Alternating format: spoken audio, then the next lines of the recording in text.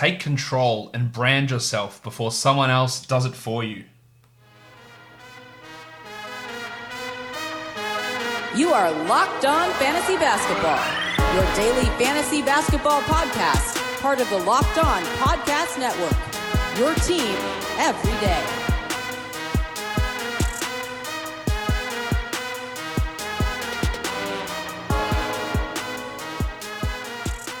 Hello and welcome to the Locked On Fantasy Basketball podcast brought to you by Basketball Monster. My name is Josh Lloyd and I am the lead fantasy analyst at basketballmonster.com and Yahoo Sports Australia. And you can find me on Twitter as always at redrock_Beeble and on Instagram at Locked On Fantasy Basketball. This is the last show of mock draft week. We are doing another auction draft. It is an auction draft, an 8-cat Roto auction draft, and a deeper auction draft, 16 teams. So some different strategies come into play. The balanced team building approach in terms of spending money is way more in play in a 16-team league. Also, in Roto leagues, the general thought is you don't punt. When you have 16 teams, punting comes into play in Roto as well. It's very hard to get yourself with 13 or 14 points across every category. So punting is a lot more important in a deeper league. So you'll see some different Roto strategies. You'll see more of that balanced approach. Now, a lot of the people who are in this draft, or everyone who's in this draft, is someone who follows me on Twitter and listens to this podcast. So a lot of people will be going for that similar methodology. So you'll see a lot of prices depressed, I believe, at the top of the draft. But with 16 teams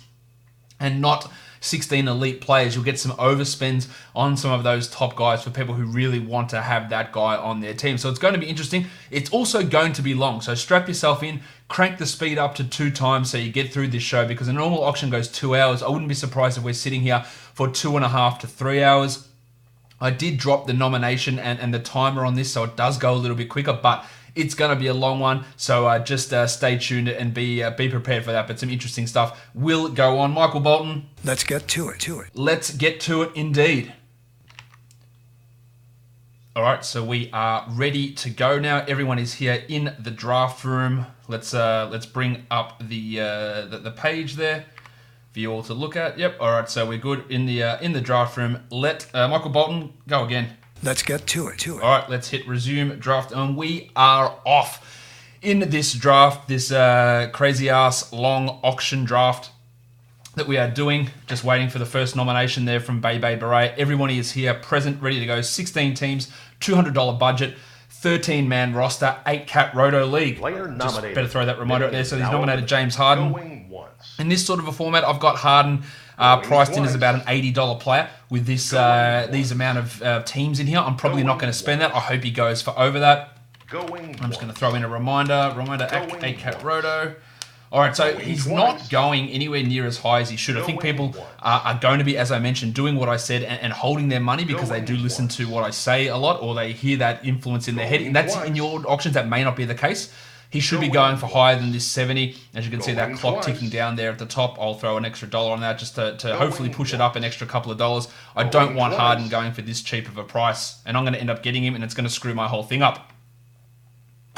All right, so there we go. James Harden to me for $71. That is not the way I want to start a draft. I also got him at $10 cheaper than I think his overall value is. So that is that's important to note as well.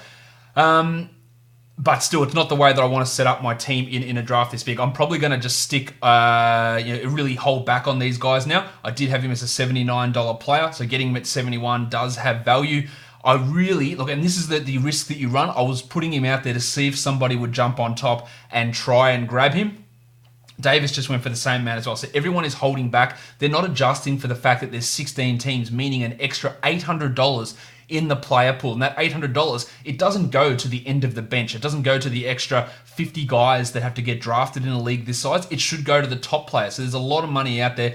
People aren't responding that way at this point. So there is some value at the top, and that sort of adjustment is important to be able to make when you're making these selections. Steph going for this same $7 price tag. I think 70 for Steph is probably about right in this situation as well. But it doesn't mean that I'm still happy with that value on Harden. It does make it harder for me now to make my bids on these other players, which is frustrating. But I'm okay starting with Jim. And auctions, you have to be able to think on your feet. You have to be able to think on your toes. Things change. plans change, having a plan is important, and being able to understand what that plan is and how to execute is key as well. But you also need to know how to be able to change up what you're doing, how to be able to maneuver the way that your squad looks and exactly what you're doing in your league. Because if you can't make that move and you're very rigid, it does make it quite hard to be able to be successful in any sort of league, but in an auction especially. So yeah, that's where we're sitting at the moment with this squad. And again, I'm not that worried. Again, no turnovers in this league. It's 8-cat Roto. I'm not worried about field goal percentage. I can be a little bit more aggressive in terms of punting in a 16-team Roto versus a 10-team or a 12-team Roto. Yanni Antetokounmpo goes off the board for 70 there. 70 for Yanni, 70 for Steph, 71 for Davis, 71 for Harden. These are all about the 12-team prices for these guys, which is a little bit curious that no one is spending up. So that idea that I had of going after those mid-round guys, it was going to be a lot harder because we've already cut some money out here. Like $20 probably has been saved across these 4 players minimum. So let's see what Jokic goes for. I've got Jokic as a $54 player in this scenario. He's already up to 62, so this is where some of that extra money is going off now. I've got him significantly reduced after these guys. I've got Towns still as a $70 player, but there's a pretty big drop-off, I believe, between those top 5 and that next group. So 63 for Jokic, probably a little bit too high. Profile 79 grabs Jokic for $63. I thought he grabbed someone else. So he has gone really hard stars and scrubs. Giannis and Jokic, I do not like this strategy at all. It's going to be interesting to see where he fits in the 16-team league, where he projects out by going stars and scrubs. But the other thing we need to remember also is, it's my turn to nominate. Let's throw Towns out there now. Because it is a Roto league, your bench is not as important. So while it is a 16-team league and we are drafting 13 players per team, it's more the top 10 or 11 players on a team who are going to be important. Your bench is just someone who sits there and you hopefully don't have to use them too much. So we can treat it a little bit more closer to standard, not quite there, but a little bit more closer to standard, because those bench guys, they're all going to be more than $1 players. And Jeff League, who's back in. I did a Reddit AMA today, and someone asked me, Jeff League, is it the best team name you've ever heard, and who is the person? So Jeff, if that's you, let me know who you are, because they loved it. Townsy goes for 69. Giggity. And that's about the right sort of price for him as well. So that's a lot of money off the board. It is going to be interesting to see. Profile 79, who's gone for those 2 high guys, gone for 2 of the top 6 players, how he fills out the rest of his roster. It is harder in a 16-team league, but again, remember, in a Roto league, the back end of your bench is not as important because you're just not going to be playing those guys as much. Owen Hunter throws out Paul George. His price is going to be very curious. In a Roto league, your bench does serve as an extended injured reserve area, so you can hold him there without being too much of an issue. But remember, whatever you spend on George means you can't spend it on someone else, and that 6 weeks of production that you don't get from George is going to be a factor. We're not banking on him being back for the fantasy playoffs or anything along those lines. I have George as around like a $48 player per game, probably about a $38, $40 guy in terms of total value. So he's right about that area at the moment, and that's where they're bidding him up. I wouldn't be going too much higher than where he's currently sitting. Bebe Barea got him for $40. I think that's probably about right. A whole bunch of smart guys in this draft, and guys who obviously listen to this podcast and I think about fantasy in a pretty common sense manner. So that always makes it interesting. LeBron James up for nomination. LeBron James.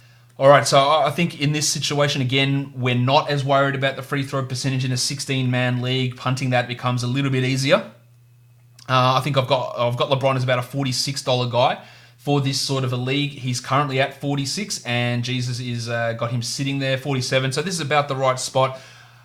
Look, I'm not sure which sort of direction I'm going to go in. I'm going to see to which sort of players really appeal to me in terms of value, because Harden was there $8 cheaper than how I valued him, but was still I'm not willing to spend another $50 on a player at this point to really limit what I can do. And it also, not only does it limit what overall money I've got left, it just makes my ability to outbid other people in the mid-rounds a lot harder. LeBron ends up going for 49, absolutely nothing wrong with that.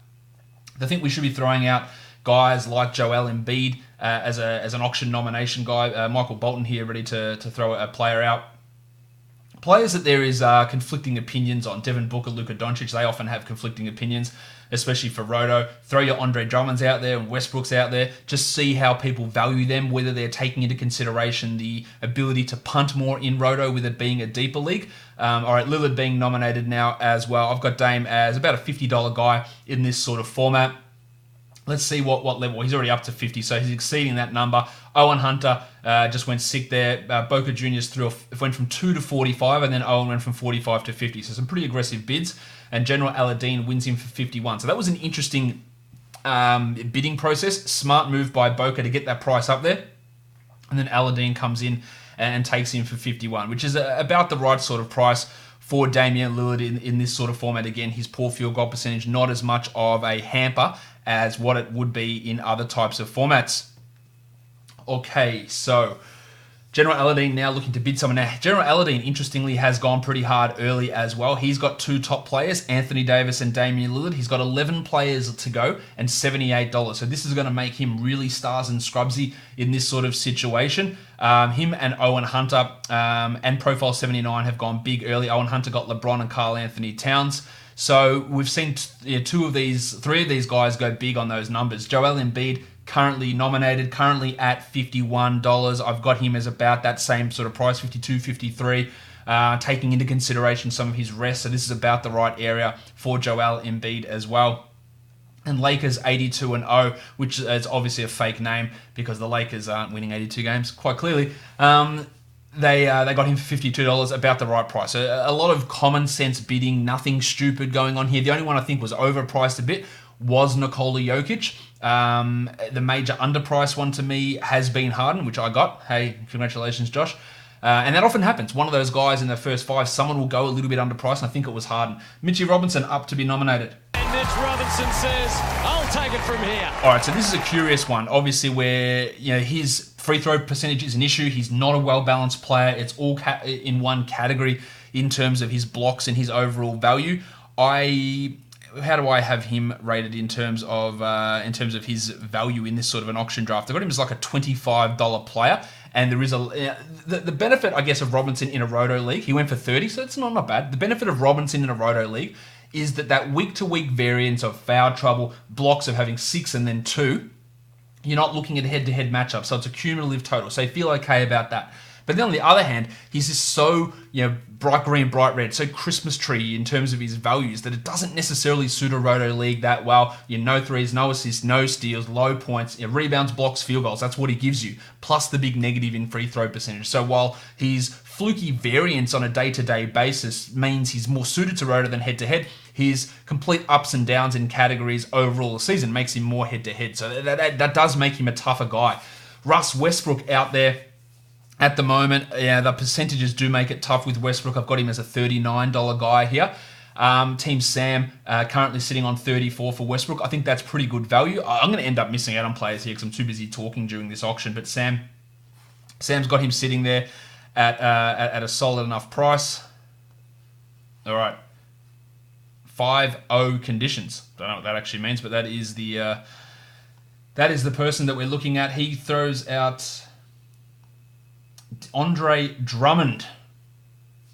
Now, Drummo, again, is the real tough one here. He's about a $35 guy, and because you can punt more in 16-teamers, I wouldn't be surprised to see him go at 40. Any price under that, I think, will work relatively well. I'm not getting involved in Drummond just at this point because it does take away that early advantage I've got in free throw percentage, and Harden's free throw percentage advantage is amplified in a deeper league because it's just harder to influence that category when more of those bad players come into a league. So his value does get really amplified in that situation. So we've got Drummond sitting there at $34. That's pretty reasonable to get Drummond at that spot, but that's Team Profile 79, someone who's already got 3 players. His roster's, he's got Yanni, he's got Jokic, he's got Drummond. So he has $33 left for 10 players. That is going to make it remarkably tough. Also, if one of these guys gets hurt, he's finished. Because you cannot, in a 16-team league, you cannot find waiver wire guys to give you even 10% of this level of production. He is rooted if one of these guys gets injured. Now, Jokic and Drummond never really been hurt. Giannis, knee problem is a worry. This is not, maybe it works out for him, but it is not the strategy that I would go for. But he's obviously leaning hard into it at this stage. Shai Gilgeous-Alexander, I probably should just stop talking and start bidding a little bit more. Shea goes there for $22. That's about the right spot as well. At some point, someone's going to have to start getting overpriced. I'm not sure if it's actually ever going to happen, but everyone's going at about the right spot in terms of their pricing. So Shea goes for $22 and does have that ability to push higher as the season does progress. Team Sam, he's looking to nominate his player. This is the fun guy, Kawhi Leonard. I'm a fun guy. This is another way to get $50 off the board. He's currently sitting at 42. Initial bid from Team Sam at 40 is a strong bid. I think he's sitting at 48 at the moment. I think getting him at that price is pretty good. He's around that $50 mark in terms of a player.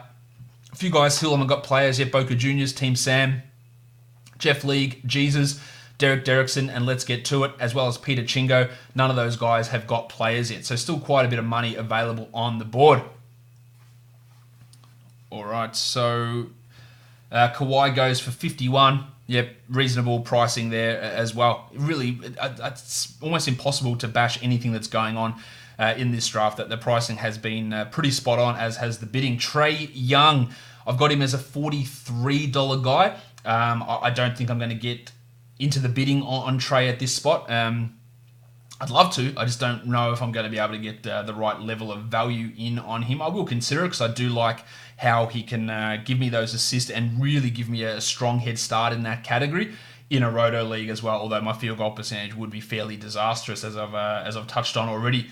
Adding those guys, but I don't really mind if I'm punting in that situation. Now he's jumping all the way up to $42 here. Boca Juniors looking to get their first player, and that would be Trae, which I think is a really strong start to a team, especially with a $42 bid. That really does open things up. Now, Team Profile 79, I'll go back to him. With $33 left, he's got a long wait to make his next picks. And this is also another reason with the Stars and Scrubs issue, is you can grab your three guys, and then you sit around. What do you do? Dutch rudder yourself for the next 2 hours, waiting until you get a chance to pick? It's pretty tough. Bebe Barea making a play here on Luka Doncic, who I think is about a $36 to $40 player. His price will be very interesting. I believe in his free throw percentage improving significantly. I think his field goal percentage will improve as well, and that's going to push him right into that second round type of territory. Now he's right up there at $34, $35. This is, again, about the right spot for Donch, so I'm not going to be jumping all over myself to get it. I want to be able to give myself some more flexibility in these mid-rounds to fill out the rest of my roster. Anthony going to 38, so he's one of these players that's going a little bit high again, but everyone has been really stingy with their bids, holding on to that money. Anthony P wins Luka Doncic. I think that Anthony P might have a couple of players on his team now. Let's have a look how Anthony's team looks. Where is he? Oh, what's going on? Which one of his names is here? Someone's changed their names. Is it Team Soccer? Yes. Shea, Doncic, and Robinson. So three guys under $40 going with that balanced approach, which is something I'm behind. Let's see what Lauri Markkanen goes for. He's on the board at the moment. $29. Boca Juniors is leading. It's a pretty good price for Lauri. He wins it for $29. I was just going to throw a bid on him there. The big price guys that are still left, Beal and Kyrie, still sitting around. I want to get those guys out there. Now, Team Profile throwing out John Isaac. He's not going to be able to get John Isaac. I'm pretty confident with that, given he's hasn't got any money left. So I think Isaac, if I can get him for $10, I'd be happy. I don't think I will. I've got him valued at about an $18 player. Because he is the first low price guy to really get thrown out, he's going to get upbidded and overbid on a lot. So that's probably going to take me out of the discussion. As you can see, he's pushing into that $18 range. Once money goes off the board, if he was thrown out 30, 40, 50 picks later, you'd probably get him for $11. But now he's going right on that price, which is why I would tend to avoid guys when that tends to happen. So Johnny Isaac goes for 16, still decent enough value, but not the one that I'm looking for. I'm going to throw Beal and Kyrie onto my list. Why is Westbrook in that list? Because he has definitely gone. My queue is out of sync. All right, cool. I'll fix that up. Rudy Gobert. What the hell? Jeff League just threw Rudy Gobert out there for $25 and won it without anyone bidding. I don't know what the hell just happened there with that. But no one threw a bid on Gobert. Did everyone else's internet just stop all at once? I might just see exactly what happened there. Just for the sake of this draft, rewind that one. I'll just tell everyone that.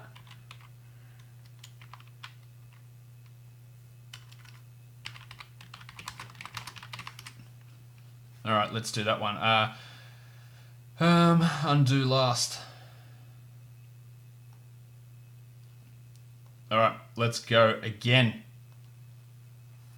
Because that obviously nobody actually saw that one for Rudy Gobert, so he's getting an option to throw him out again, and we can all bid because something obviously screwed up there with the system, unfortunately. But we have the ability to go in and redo it. So Nikola Vucevic is who he's nominating now. All right. Well, why didn't you nominate Gobert? It's all right, mate. He'll come up next time. All right, Vooch, I think he's about a $30, $40 player. Let's see what price he goes for. Yeah, look, he's getting pushed up a bit. I think he'll be similar to last year, but not exactly the same.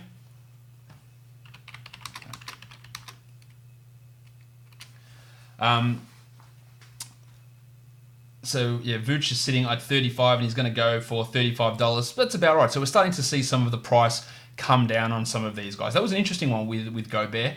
But yeah, I did read one because, again, no one had an opportunity to bid on him at all, which it doesn't... Something obviously went wrong in terms of the system not connecting to everyone.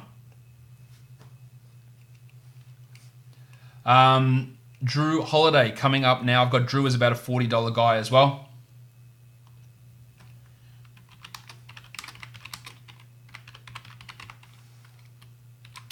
All right, so Drew is going pretty cheap at the moment here, sitting at $30. I just don't think I'm going to have... Interesting that Kyrie and Beal's still there.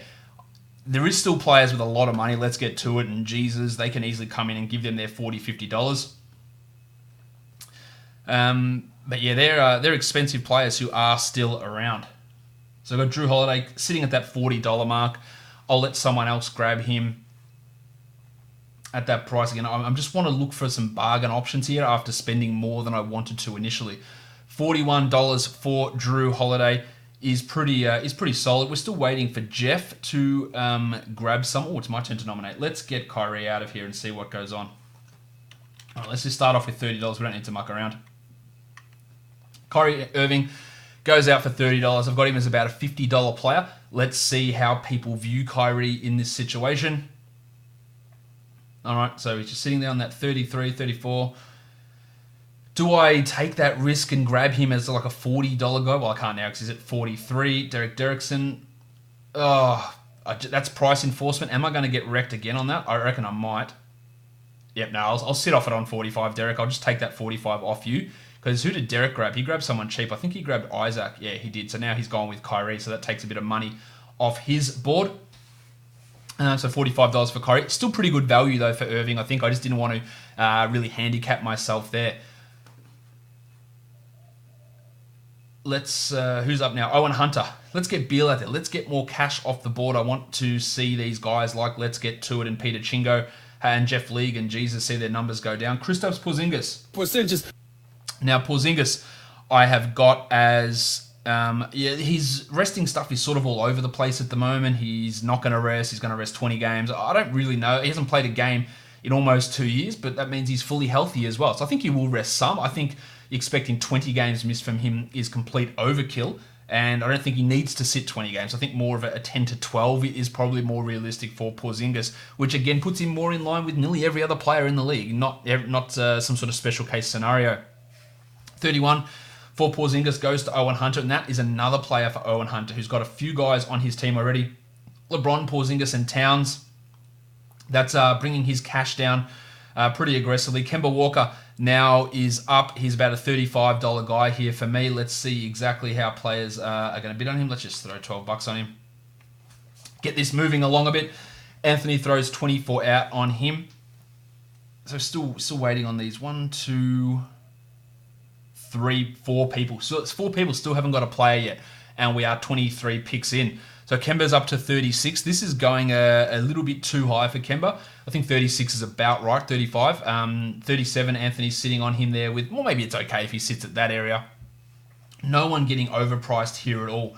Really interestingly, it's not going to always be the case. You're going to see, I swear, if you do 16-team drafts, you'll see guys like Harden and Yanni go for like $90, $100 in some cases. That's obviously not the case in this one. So you've got to be able to adjust. You've got to be able to adapt and change your strategy on the fly. It's about really building. Now it becomes more about building a strong team versus stealing guys for cheap prices, given the way that everyone's price is going off the board at the moment. Until we start seeing some guys get heavily inflated, those values aren't necessarily going to be there. Gobert, who went for that weird one earlier on for $25, he's more of a $35 player. His free throw percentage is a real concern. Does Harden's cancel it out? Yeah, it gives you about an average number in free throw percentage, and then his field goal percentage takes Harden's way up. So that, I guess that's a positive. Will I want to spend that money on Gobert? I don't think that I do. I'll probably leave it alone at this spot, but it's not a horrible option to throw in a deeper roto, to throw it there and try and just balance out that free throw percentage a little bit. I'm not normally for that, and it does cancel out Harden's best category, and I'm probably talking in circles a little bit here, but it's not a horrible idea depending on how other players are sitting and how other players have been valued. I'm not doing it. I'm trying to maintain that free throw percentage advantage that I've got by getting a DeAndre Ayton, by getting a Baptist John Collins, a Janos Valanciunas, a Bam Adebayo, a Tom the Tank Bryant, any of those guys as big men rather than a Gobert or a Drummond. So Gobert ends up going for $33, $8 higher than that earlier screw-up. General Aladdin, only $78 left, 11 players needed. He is up for nomination now. Just someone's got to throw Beal out there. We've got to get Beal and Butler, Booker, Simmons. Let's get these big name guys off the board. Let's get Zion out there as well. We don't need this cash sitting around. We don't need someone getting steals on these guys. Zach Collins, that is an interesting one. All right, Zachy. So Collins is going to be the starting power forward for the Blazers. He's about, in this sort of form, about an $8 or $9 player, and that's exactly the sort of level he's going at. So yeah, again, the second real cheap guy out there outside of Isaac, going for about his value. Team Profile looking to get in on the bidding. So we're not, again, I think that's just how this draft's going to go. I think we're just not going to find real value in any player. Everyone's going to be drafted at about their right spot. Jesus makes his first bid on a player, or gets his first player, and it's Zach Collins. It's an interesting way to open your account, but $10 for Zach Collins is the way that Jesus has started things out. All right, Zachy Collins, Peter Chingo, who didn't have a player before, but now he does. Everyone's almost got someone now, or has everyone? No, we're still waiting on Jeff League, and let's get to it. So Peter Chingo grabbed Kemba Walker. So two teams still don't have their guy yet. Peter Chingo nominates Jim General Saunders Butler. Because he's my butler. I've got him as about a $40 guy. There could be some value here in me getting involved in Jim. Whoa, just jumped up to 32. That is a risk. You see it on 20, you go to click it and someone bids that extra $10 up and it puts you in a real hole. Again, everyone is going for value. I've got a feeling like everyone's using Basketball Monster here at the same time. Now, Butler's going a bit over where I see him, it's good. I always want players who I'm not drafting to go above value, but then it goes $1 above value and people just stop.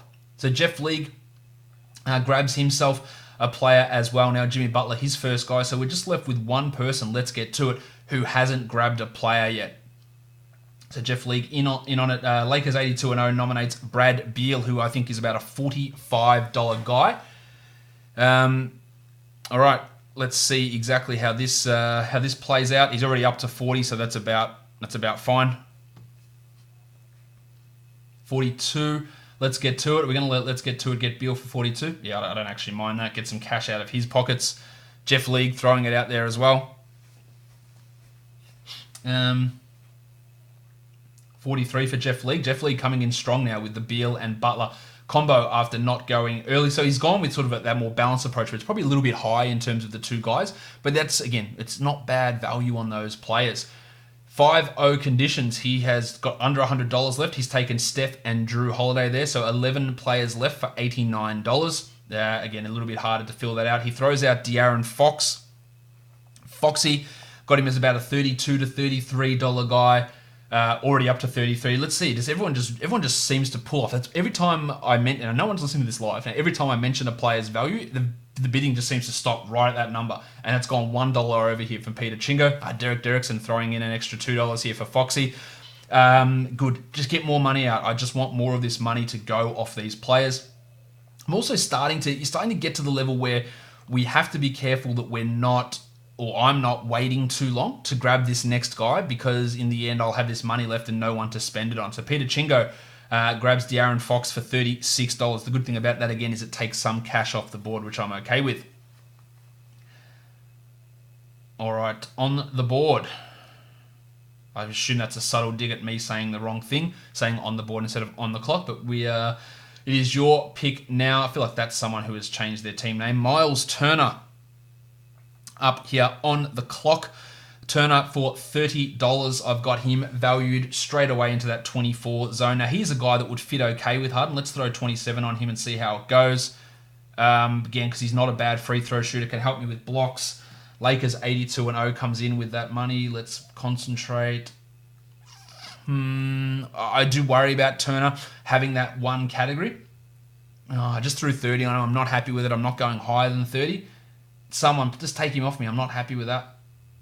Yep, all right, Jeff, you can have him for 31. My name is Jeff. All right. Jeff, who started out slow, now has grabbed a few players. Butler, Beal, and Turner. Really nice selection of players on Jeff's squad. And he went from having a lot of money down to having $85 only. And that's how quickly things can change. You can go from being one of those guys who can outbid everyone to being in that situation where you are at a bit of a price disadvantage, which is where he sits. Team Sam, he's grabbed 2 players already. He's got Westbrook and Kawhi on his squad, and he throws out Devin Booker, who I think is about a $44 player in this build. In this setup, I think that he's going to go for that. You're going to see Boca Juniors should be able to get into the mix here. Jeff League throwing it out again, trying to get his fourth $40 player. Let's get to it with 43. So interesting from Leaguey, who sat out a lot and now he's going to go on 4 $40 guys and then be really limited to other players. He didn't end up getting it. Let's get to it. Got his first player, Devin Booker, for $43. So everybody now has a player. We've all got one player. We're all on the board. We've all got our guys sorted. Deangelo Russell, I've got D'Lo as a $38 guy. I think that fit with Harden would be pretty strong for me for Russell. All right. Everyone else seems to think that Deangelo Russell is going to fit them pretty well as well. At $30, I'll invest in that. Look at that Warriors team. I gave him a bit of a bump in projections recently. Who the hell is going to score on this team? There is nobody who is going to score apart from Russell and Curry. He has to play big minutes and put up big numbers. I just don't see who else is going to be able to put those numbers up. There's just no one who can score. And that's why I've given him a bit of a boost in his numbers. $34 for Deangelo Russell. Pretty good price for Sam. If I wasn't talking shit about the projections, I might have bid an extra $1 or so on there. Pascal Siakam going here. What price am I looking at here? I think he's about a $30 guy. I like the fit with Harden for Siakam. Let's throw some money on. $26 I've got him sitting on. Oh, happily. Okay. I thought it was going to stop at that number. I would happily take him for that. $29 up to $30 for Owen Hunter. Let's get Owen, right, you can have him for $30. Still got enough options for me to add on that I don't need to overspend on guys. And while $31 isn't an overspend for Siakam, it's fine. Peter Chingo, or up to $32. So Owen Hunter obviously doing some price enforcement there, as I was sort of doing as well. And then he outbid me, and then 2 other people came in, and Lakers 82-0 is going to grab Siakam for $32. Again, what a shock. Bang on the value that I've got them sitting at. And Peter Chingo also price enforcing.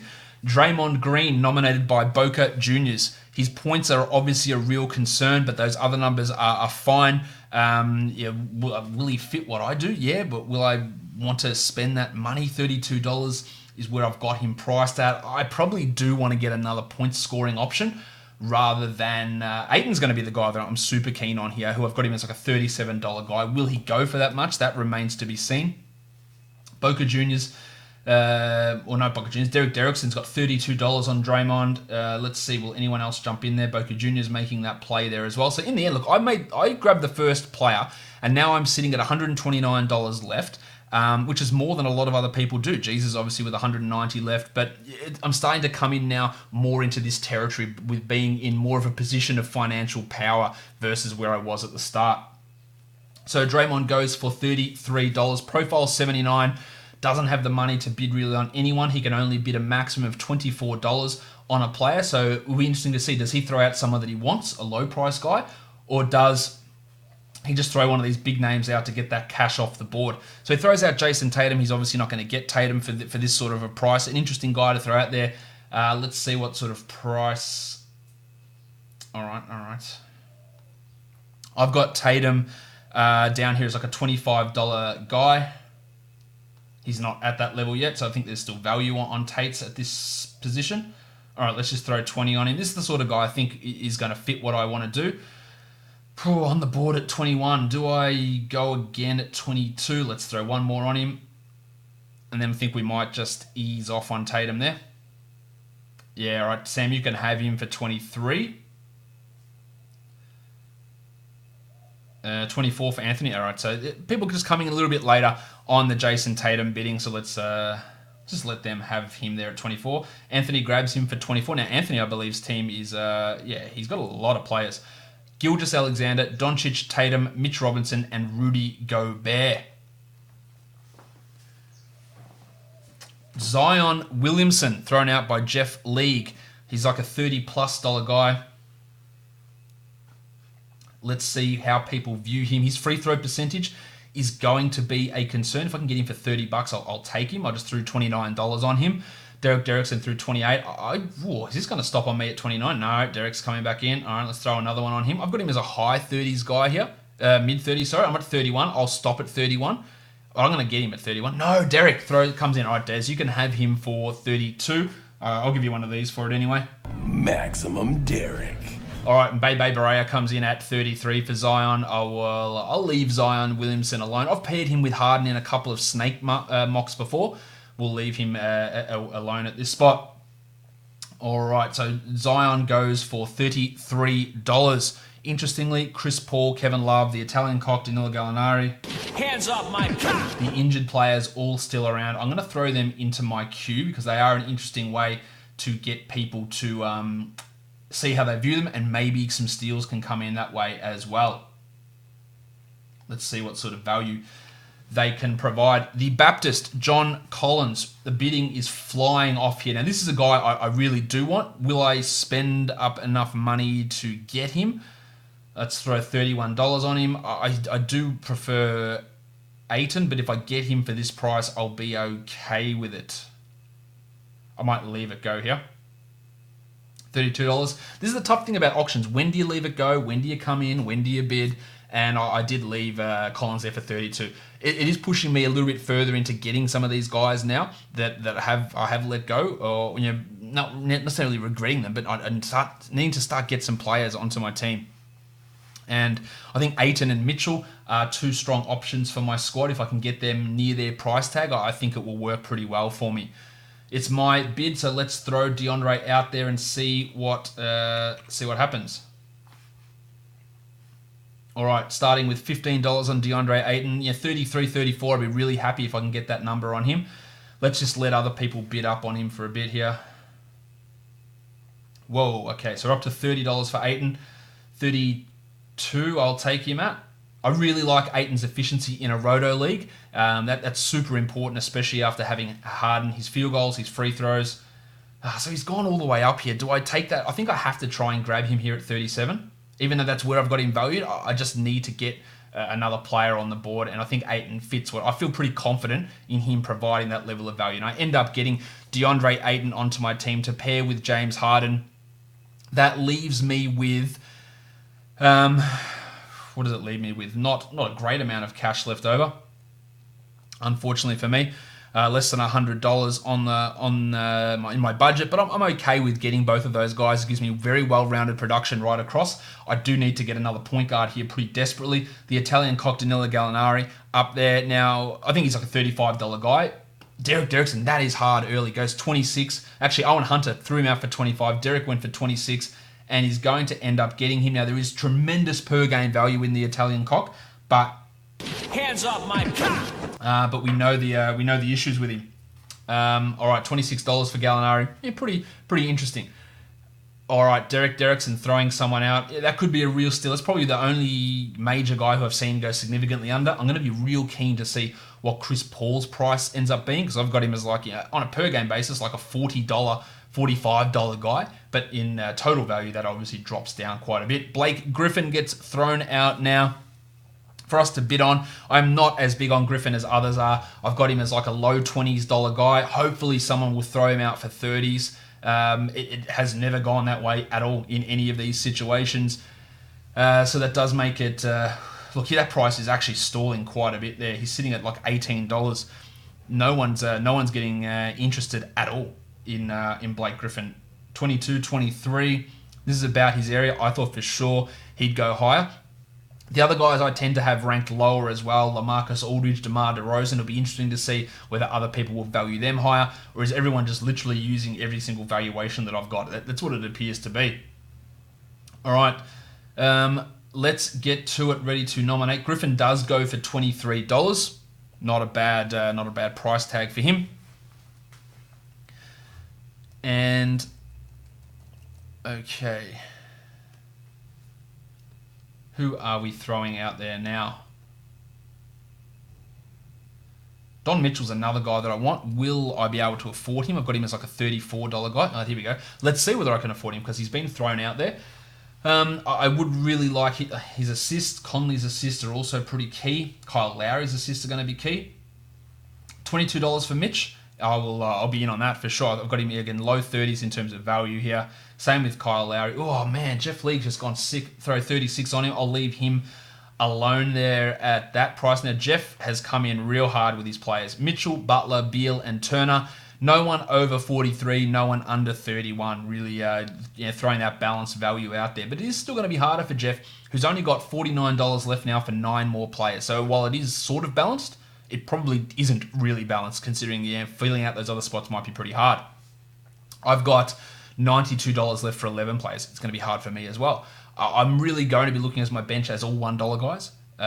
Again, Roto League, flyer types, guys I'm not using every night. That's how I'm looking at that value.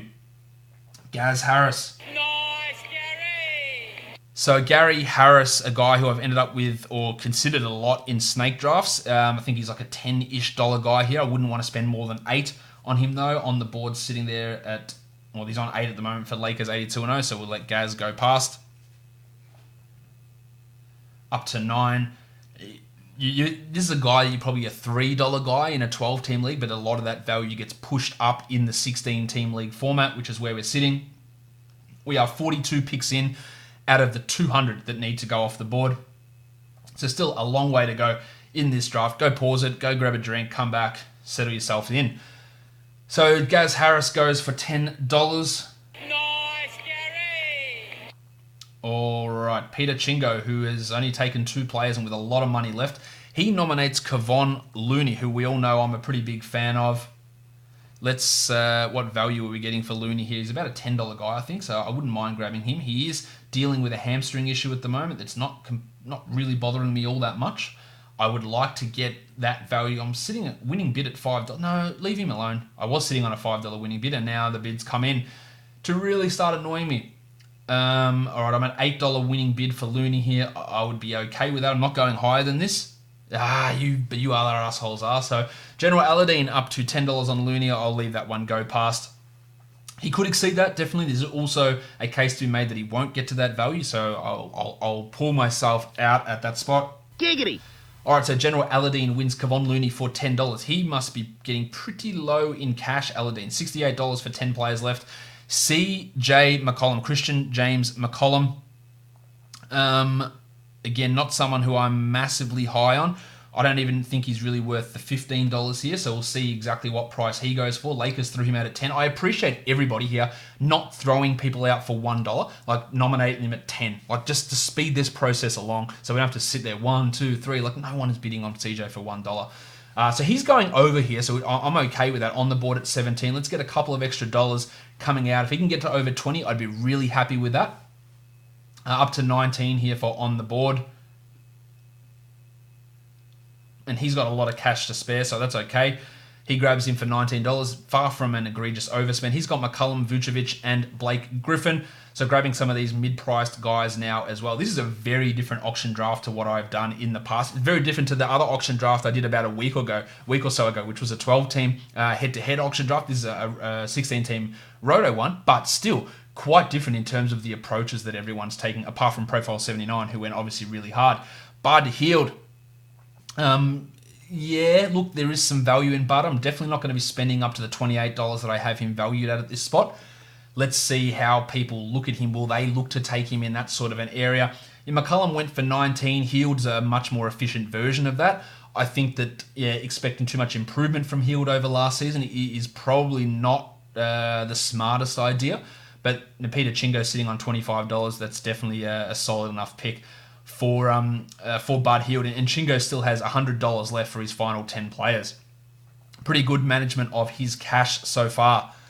Who is, let's get to it, still has only the one player. Everyone else has got at least two, with Anthony already grabbing 5. He's the highest there. Lamarcus Aldridge nominated, a really solid player in Roto leagues because of that percentage. He's a high $20 type of player. He starts out at 19 and he's going up to 21. Again, he is 34, so at some point his production is going to dip.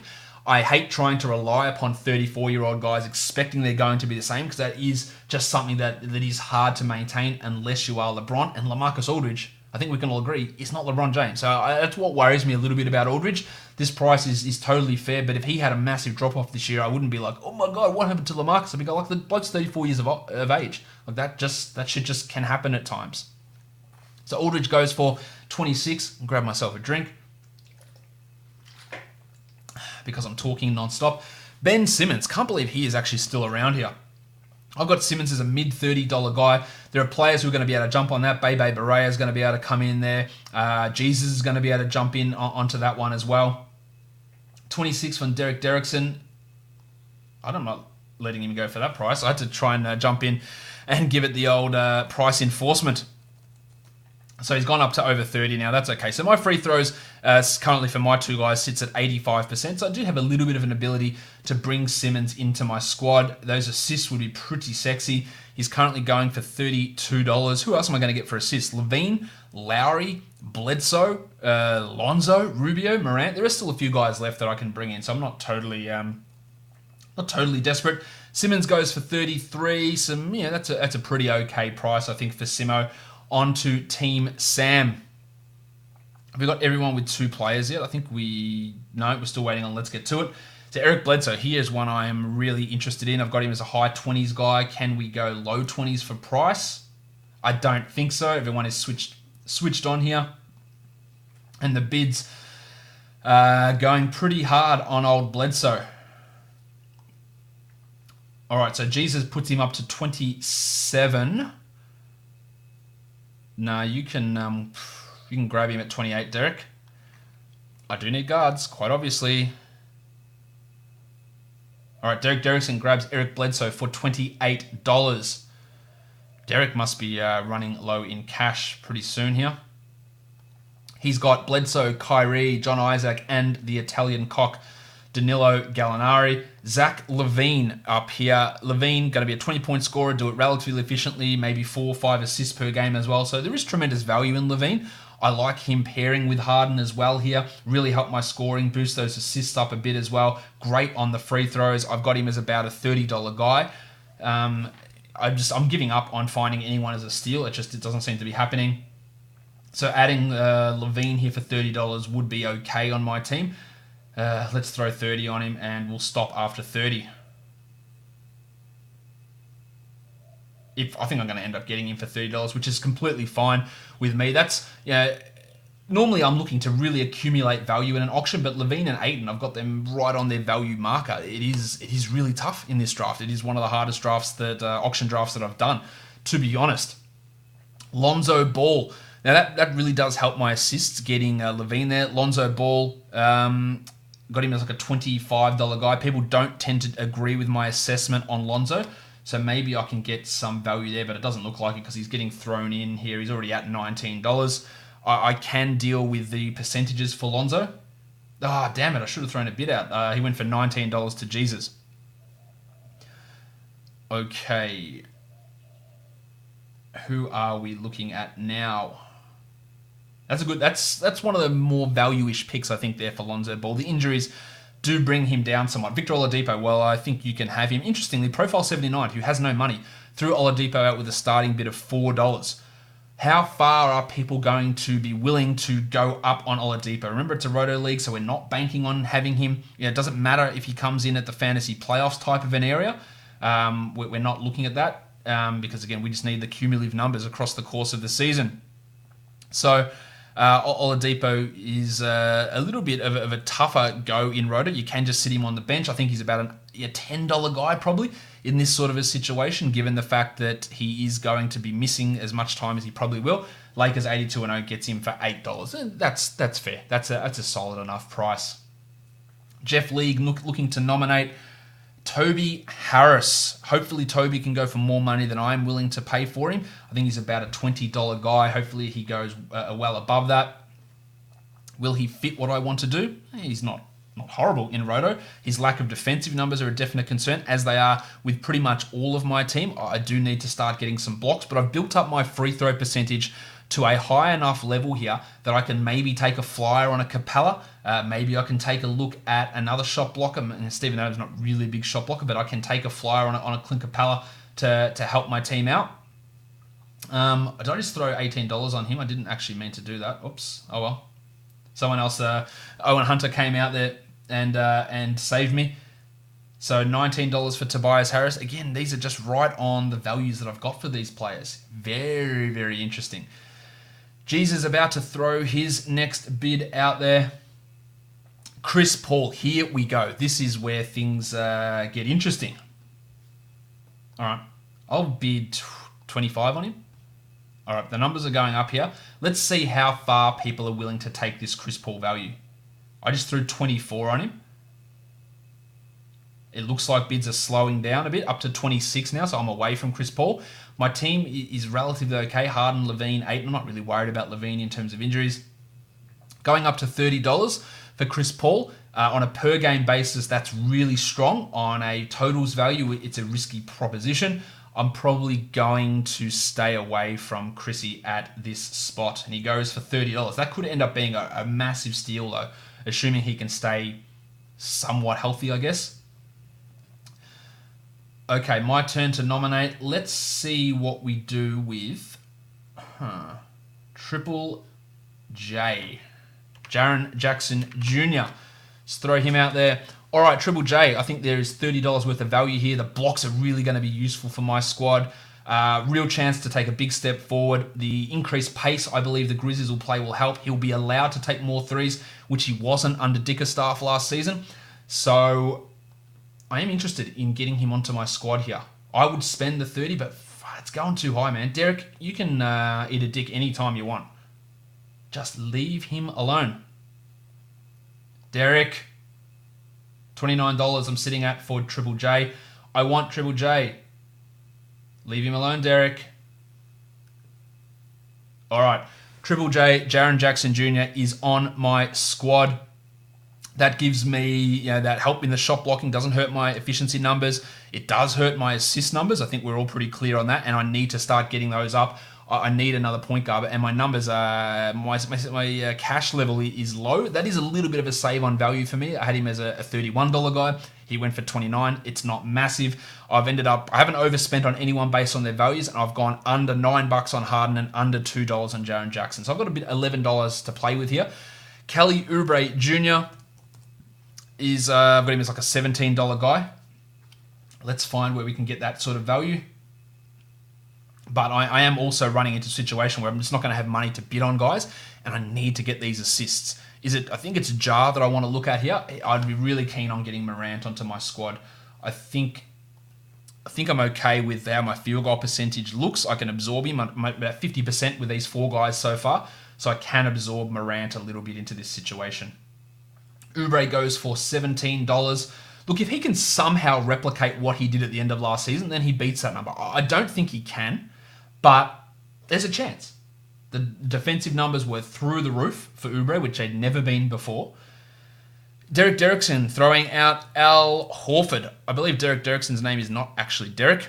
Let's see where Horford sits. Horford played only 29 minutes a game for the Celtics last season. Now, will the Sixers push him further than that? I'm not convinced they will. That is at $14 at the moment. I've got him as about a $20 guy.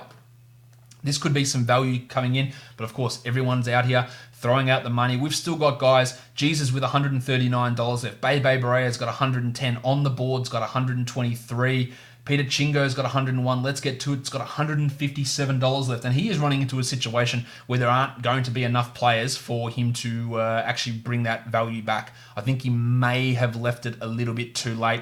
He's only got the one player. Let's get to it. And it is Devin Booker at $43, which is a fine pick. But has he left his run too late? That'll be interesting to see how he can fill out his squad. All right, so let's get to it. Is nominating someone now.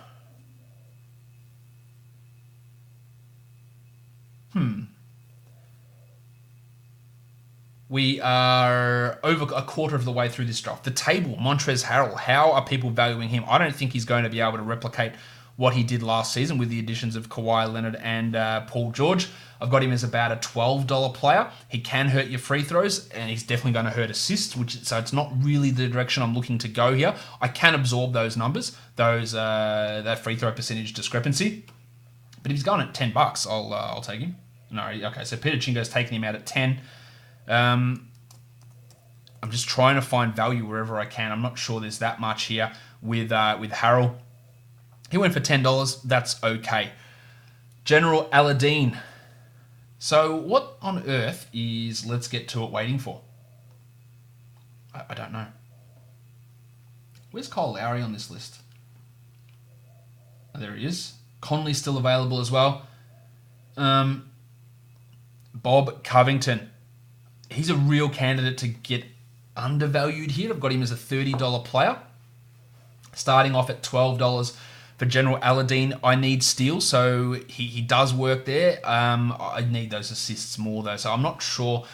Unless he comes in significantly overvalued, I'm not sure Covington is someone that I'm super into at this spot.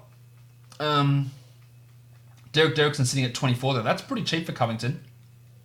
Although, I've only got $33 left for my last 9 guys. This is not how I usually build a team.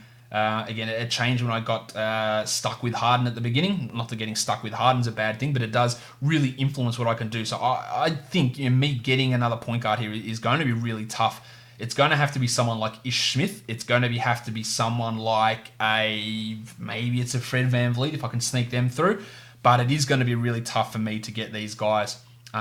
With that budget, only $33 left for 9 players. It doesn't give me much wiggle room at all. And I don't want to just spend that $25 on one guy and then be left with 8 $1 players. That's not a smart way of going about it.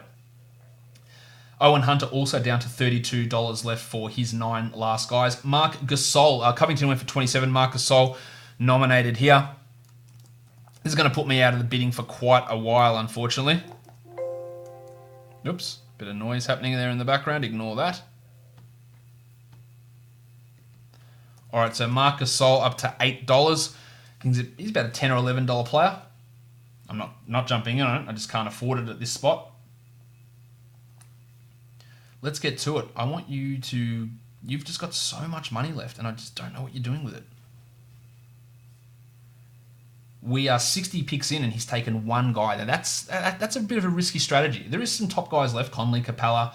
Lowry, Bam Adebayo. There are some top players left, but it's interesting here. Chrissy Middleton gets nominated straight up here at $10. He's already jumping to $13. Middleton, I've got as about a mid-20s dollar guy. Owen Hunter just throws a quick 20 on him to get this thing moving along. I appreciate that, Owen. Now, Owen, in a similar cash situation to me, he just grabbed Middleton for $20. That leaves him $12 left for his final 8 players. So Owen's team, Middleton, LeBron, Porzingis, Toby Harris, and Karl Anthony Towns, and then a bunch of shit. That's really what he's going to be left with at the end of that roster. He can only max bid $5 for someone. Bam Adebayo. Bam! Bam! I've got Bam as almost a $30 player. What sort of value? Now, General Aladdin just throws 20 on him. There is someone just, mate, let's get to it. This is where you need to get involved. $24 for Jeff League here on Bam Adebayo. I really think Bam's going to have a pretty strong season, 30 plus minutes he should be looking at. at center for the Heat. I just don't know who else is going to be playing center. Udonis Haslem, Myers Leonard, Kelly Olynyk. But with James Johnson being too fat to participate in camp, that means Olynyk's going to be spending most of his minutes at power forward. Adebayo in for 26. So a little bit of value starting to open up now, we're seeing. Not much. It's a couple of dollars, but it is starting to open up. On the board, nominating Julius Randle. Free throws are a concern. Lack of defensive stats is a real concern. He's about a low $20s guy who I would hope someone throws 25 on. There's been no real massive bidding wars on players here. And this is really smart auction strategy. People aren't getting sucked into saying, this is a guy I have to have, and bidding and bidding and bidding and then regretting by spending too much. It hasn't really been the case. You could make an argument, and I'll make that argument, that every player has gone really at about the right price. Let's get to it. Welcome. I think he's grabbed someone. Yes, Julius Randle for $20, and actually that's a pretty good value pick for Randle. He's got the money to outbid everybody, and he throws a 20 on Julius Randle. I think that's a pretty strong spot to grab him at that spot. So good work to you, Julius Randle, going to Let's Get To It. Brook Lopez nominated here by Team Sam. Lopez, obviously a big surprise last season. Replicating that might be tough given the age, the Bucks' strengths, the fact that he's got a better backup this year in his own brother. I think that limits a little bit of Brook Lopez's value. He's probably close to a $20 guy, and I think we might see him go at under that. I'm definitely not going to be spending on him at this point. Getting steals actually at this point. Steals and points are one of the hardest categories to get with the players that have gone off the board. Interestingly, that's how the categorical scarcity is currently looking. Brook Lopez goes for 19 to Team Sam. So we're still in the situation where 5-0 conditions, and Let's Get To It, need 11 players to fill out their roster. They've only got 2 guys so far as we're 63 picks in. Mike Conley of the Utah Jazz. He's about a $30 guy. I'm not sure anyone's going to go that high on him, unfortunately. Let's see. Or he's already up to 20, so maybe we do push it up to that $30 mark. I'm not going to be spending my max bid of $25 on Mike Conley, as much as it would be good to get those assists. I'm hoping that I can get some value on a Brogdon, a Morant, a Louis Williams, a Marcus Smart, a Karis LeVert, one of those guys a bit later on. Ish Smith, it might have to be for me as well. Jeff Teague.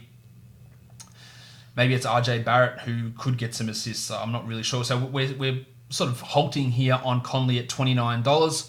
Up to $30 now for on the board. Probably not a bad spot to be grabbing him for that $30 mark as well. Jesus coming in hot again on a $31 bid. Let's look at Jesus' team because he's got a fair bit of cash left. Lillard, Davis, and then he's got Looney and Gasol for $18. So some decent enough value on those guys, giving him money to bid into this range. And Conley, interestingly, the bidding war actually happening now with Conley. Point guards are coming off the board. I've got him as like a $31 guy. He's sitting at 34. One of the very few players to go above where my valuation was. So Conley at 34 takes a little bit of extra cash off the board. Bebe Barea sits with $110 left. He is ready to nominate the next player. I'm not worried that Conley's missing practice at the moment with an allergy. That's not a problem. How he fits with Donovan Mitchell, Rudy Gobert, Bojan Bogdanovich in terms of scoring is going to be really interesting. I think it's going to be a step back from him from where he was last season. Hassan Whiteside, probably a $20 guy if you're willing to deal with the free throw hit that he does bring. Could my team take it on? Probably. Will I look to do it? No, I won't. He's already going up to that $20 mark already to help the blocks. I've got Jaren and DeAndre to help with my blocks. Not that DeAndre is a big shot blocker, but his ability to at least block one shot per game in a 16-team deep league is important. I've got 2 guards and 2, interesting, no point guards for me, but 2 shooting guards who do handle the ball a lot in James Harden and Zach LaVine. That's why I want to make sure I can get myself a point guard at some point coming up. Boca Juniors making their nomination. They've gone with ravishing Rick Rubio. Now Rubio's numbers, I think he's like a $20 goal. He is flying up. People want these assists. He's already up to $25. I've got him as a $24 guy. I actually can't afford him even if I wanted to go with Rubio at this point. So the value here is really, it's really skewing. Conley overpriced by a couple of bucks. Rubio overpriced by a couple of bucks. So we're seeing these point guards start to take cash off the board. So if I didn't need point guards, I'd throw a couple more out there to get some more cash off the board, but I need them, so I'm not going to do it. Let's get to it. Mentioning as well, it's high on Rubio. It shows the scarcity of assists. Absolutely it does. Larry Nance Jr. gets thrown out by Profile 79. I really worry that he is going to get dicked hard by Cleveland in terms of playing time, but he still can be a $20 player, even in limited minutes. Maybe he's a $16 guy if he gets 26 minutes, and that pushes up to over $20 if he can get 28 minutes. That might be hard. I don't know how Beeline's going to run it. Hopefully he does. Now, Beeline said that he'll play Nance at small forward and Jordan Clarkson at small forward. Very little trust there in Chetty Osman when you're playing guys who aren't at position into that area. So he goes for $15, Nance. That could be value, but of course, there is a pretty large element of risk in Larry Nance for this season. Jeff League about to throw out his bid on the board, got Larry Nance for $15. I think that's pretty decently priced. Marvin Bagley is out on the auction block at the moment. Bags is worth his free throws are a concern. He's mid-teen sort of a priced player. I can definitely absorb that free throw percentage. Do I want to or not? Remains to be seen. Let's just throw $15 on him. All right, get that bid moving. Peter Chingo jumps in at 17. I think what happened there is I tried to do it because the clock was running down, and those two other guys did as well. And Peter Chingo ended on him with $17. Interesting to see if he makes a comment to see whether he actually wanted Bagley. I don't think that he did. Jesus throwing his next bid out. He's got a lot of money and 10 players left to fill. A very stark contrast to how my squad looks. Let's have a look at his. He has got Lonzo, Zach Collins, and John Collins. That's rough at this point. Now, Ja Morant is out there. I've got Ja as like a mid-$20s guy. With how assists have been flying off the board, it's going to be real hard for me to get him at any sort of solid enough price. $20, I would consider it. I'm at 17 now. It's just going to make it real hard for me to fill out the rest of my roster, and I think I'm going to have to pull out. Giggity.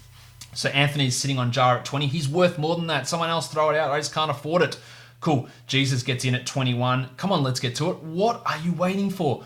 Throw 25 on him. Just get him. These are the guys you need to be getting. I know that you're sitting waiting for something. But again, if you're looking to spend $10 or $12 per roster spot in a Roto league, it's not that ideal.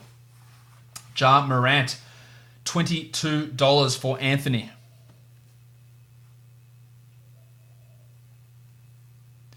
My turn to nominate. Let's throw Clint Capella out there. See what people want with him. All right. Clint should be a $30 guy. Will anyone want to spend $30 on him? There's not many people who can afford that. Let's get to it. And this is where maybe some value starts to come in. Bebe Barea, but they're not even nominating at this. They're not even throwing any bids in. They're really the only two blokes who can legitimately be making that decision on Capella. Will I do it? He's very underpriced. $20. Just that would take me out of bidding on anybody else. So value is starting to open up for these patient guys, but even then, they're not getting involved in it. Derekson's got him at $22. All right, let's get to it. Here we go. Start to get some of these players onto your board, mate. He is a $30 player, so you're going to get some real value on him here if you're getting him at this mid-20s price. And I think he's going to be out, if you want, let's get to it, you can get him for 25. Wow, interesting. He didn't even take him. Derekson grabbed Capella at 24. Probably the real biggest steal so far of this draft. People massively focusing on getting themselves assists and didn't pay attention to getting the big man numbers. DeMar DeRozan thrown out now. He's like a $20 guy as well. The cash has gone off the board. Not many people can do it. It's going to need bidding wars between Let's Get To It and between Bebe Barea to really get these numbers up. I'll throw $12 on him just to see how it goes. I don't expect to get it, of course. All right, so we're getting DeMar up. He should be an over $20 player, I believe. The other guy I could be considering as well onto my team is Rozier. Hopefully I can get some value on him at some point. All right, DeRozan sitting there still at $19. I don't want to spend my $20. I think a lot of people are going to be feeling the same way. They either can't. Lakers can't spend it. Team Sam can't spend it. profile can't really spend we're up to either, given his restrictions. It is just coming down to Jesus and Bebe Barea, and let's get to it. They're the guys who can really do it, and they are having a bit of a bidding war, which is good. Get that price up there, but still only $22. So what are you waiting for? I think they're going to run into some significant problems just by waiting and not being able to fill out their roster. Derekson throws out Kyle Lowry. Look, $20 for Lowry I'll be okay with. I don't think I'm going to get him there. 21, he's a mid-30s player. Again, who's going to spend that? Well, hopefully, good. Okay, Bebe Brea and Jesus are throwing bids out on him, which is good. They need to start pushing that number up. I can't actually bid for him anymore. And they did get a steal. So that is smart play to be able to get Lowry. They waited. There's a fine line between waiting too long, but getting Lowry for $27 I think is really strong. I'm not worried about his thumb injury. He's going to be cleared any day now. I'm not worried about shutdowns or things like that with Lowry. Steven Adams, a lot of people panicking about the Adams trade rumors. As we often say, once you hear the details of trades, they're often dead. And the fact is the Thunder was shut down because they were asking for too much. People are super keen on Nerlens Noel. That is assuming that the Thunder don't bring back another center in a trade. Noel could be worth a stash at this point, but are we really thinking the Thunder are just going to play him 30 minutes a night? I don't think we're at that. He would be an absolute fantasy monster, and that upside means you at least have to consider that, but just be careful who you're dropping in that sort of a situation. Steven Adams goes for $16. Probably about the right price there. He goes to Jeff League. General Aladdin. All right, so cash is absolutely flying off the board now. There's really not much left. Even Bebe Berea's under 100. Let's get to it. No, Jesus still got over his $100 there as well. I can't even see let's get to it on my board. Maybe he's the bottom one at the moment. But at this stage, we've got Jesus with 117. Oh, yeah, let's get to it just nominated, so he doesn't appear down the bottom of this list. All right, Tomas Satoransky has been thrown out there. You know I love me some Tomas Satoransky. He's about a $10 guy. Let's let these guys take him for that $10. Jesus got him at 9. Chingo's at 10. You guys can all take some of that cash away. All right, Chingo gets him for 10. Strong. Look, that's just where Tomas's value is. All right, so let's get to it. Still $137 for 11 players. But in saying that, there's a lot of guys who are probably $20 players left who we might be able to snag for $12 or $13. So maybe I've been too harsh on him. Maybe he's going to be able to come home really strong here. Terry Rozier, $20 player. Will anyone bid that sort of amount on him? There's not many people who. It needs to be Bebe Barea and Boca Juniors and Jesus, and let's get to it. They need to start grabbing these guys. Jesus up at $21 on him. That's solid enough, but that takes some of his cash out of the way. So Rozier goes for 21. It's not far off where his price actually is if you can deal with those field goal percentage issues with Rozier. Otto Porter Jr., a Roto mainstay. He is a $30 type of guy who really killed it during his time in Chicago last season. Whether that can be extrapolated out to a full season does remain to be seen. But Porter, yeah, I think he's probably going to go under 30 here, and it's going to be really strong value. Now, whether anyone wants to throw it and bid up, it's all going to depend on what guys like Let's Get To It want to do, because no one else really can afford too much more. 5-0 conditions can throw something out. Bebe Barea, Boca Juniors. So there's a few teams. But get him up to 30. I obviously can't type that into the chat room. That's real value. $24 for on the board to get Otto Porter. That's real value. Now, it hamstrings him for the rest of his draft. He has got only $31 left.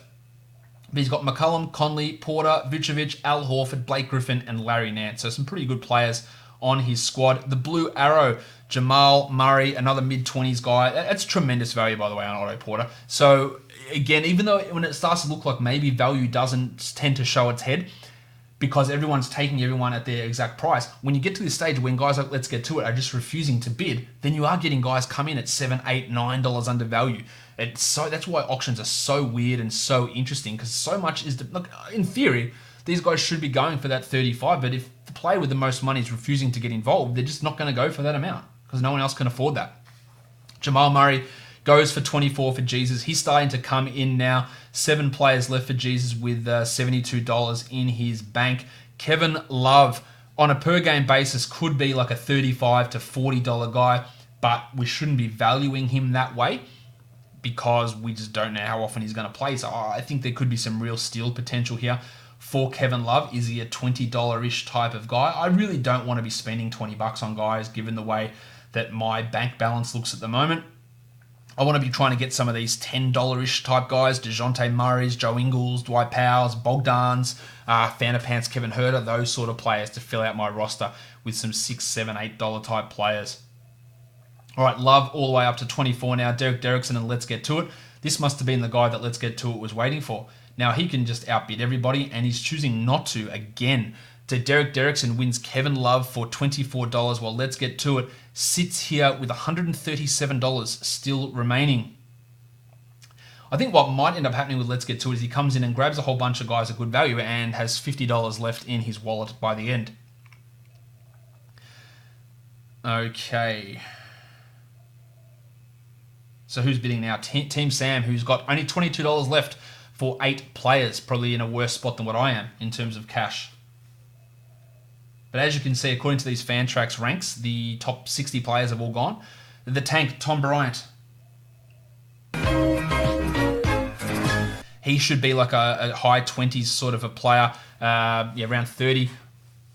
It just depends who is getting involved in these bids. Jesus, Let's Get To It. They need to get involved. Bebe Barea, they're the ones who can get that price up because he is deserving of a price higher than this, especially with the news today that Jan Mahinmi is out for at least 6 weeks and the Wizards are going to be cautious in bringing him in. That is a steal for Bebe Barea. $22 for Tom Bryant. Really, really good value to get him at that sort of a price. It's going to help build his team out pretty strongly. And again, Let's Get To It. I have absolutely no idea what you're waiting for. But the way Bebe Barea is doing it is the way that I generally like to approach these. Lowry for a steal. Paul George, I didn't like that one. Zion, Oubre, Tom Bryant, some value in some of those picks.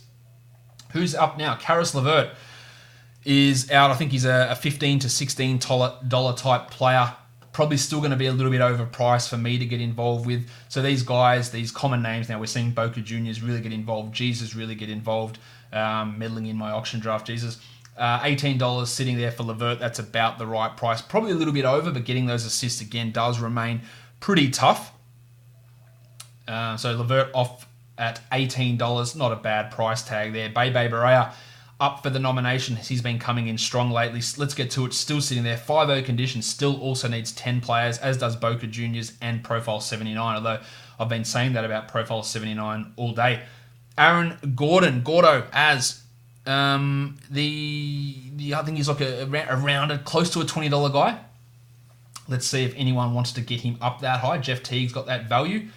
Or got that amount. Jesus has got that amount as well. And they're both having a little bit of a bid here. They're pushing him up right to that spot, which is good.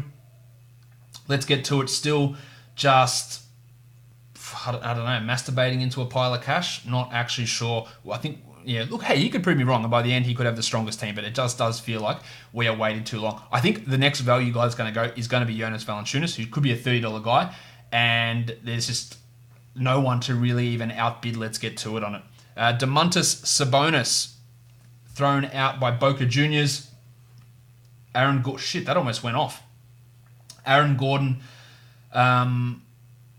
goes for $18. This is like a $20 type of guy, I think, Sabonis, and he's sitting at 17, and he goes to Boca Juniors for 17. No one willing to spend that money. Boca Juniors. Okay. Team Profile 79, a guy that just cannot afford any players at all. 10 players left, $33. Marginally better than me. Brandon Ingram. I think Ingro, we deal with free throw percentage is an issue. He's probably I've got him valued as a $7 guy. He's already gone for 10, so that's taking some extra value off the board, which I'm okay with. Profile 79, looking to get another player. Is he going to get one? $11. Profile 79 back in business, and now his bank balance is looking pretty not good, I think would be the best way of phrasing that after grabbing that player after getting 3 high-profile guys to begin with. Lou Williams is the next player up. We're looking at him as like a mid-teens type of a guy in terms of value. Will definitely take a hit in usage this season in scoring, maybe more facilitation, but with the talk that Terrence Mann and Landry Shamet are playing more as point guards, that's cheap for Lou Williams, $7. Jesus, what? Okay, that is very cheap for Lou Williams. He's a mid-teens guy, so I don't know why that's stalled. I probably should have been bidding instead of talking. Jesus, Valanciunas is going to be an absolute theft. You have to nominate him now. Andrew Wiggins, what are we doing here? I've got to get... what are we even doing with Andrew Wiggins? He's at $4? $5? This is good because I've got Wiggins as like a $1 player, so that's good. I have to throw Janos Valanciunas out there because I need to see what's going to happen. If he goes any further, no one's going to actually be able to bid on him. So let's just throw $10 out on him. Will anyone challenge me for Valanciunas here? That's the question. There's still some good players left. Brogdon, Wendell Carter, Miles Bridges, Gordon Haywood. I can only bid up to a maximum of $25 here, and I don't really want to do that. But now I also don't want him going for $15. I've got him up to 18 at the moment, which I think is tremendous value. Will they let me get him for tremendous value? Probably not. I'm trying to get Let's Get To It involved here. I'm just bidding him up. I know he can outbid me, but I just want to get this cash off the board. All right, so I just bid him right up to 24. All right, Bebe Bray, I took him at 25. Good. Let's Get To It, taking him to 26. So this is pushing him up to his value, which is what I wanted to do. Because I just didn't want him going and sitting there for 10 more picks and then someone coming in and grabbing him for $14. So he's up to 28 as these two guys are bidding all the way up, which was my idea there, and it worked out to a degree. It didn't quite go as much as I wanted, but there's still a lot of value players around here. People think that was way too high for Valanciunas. All right.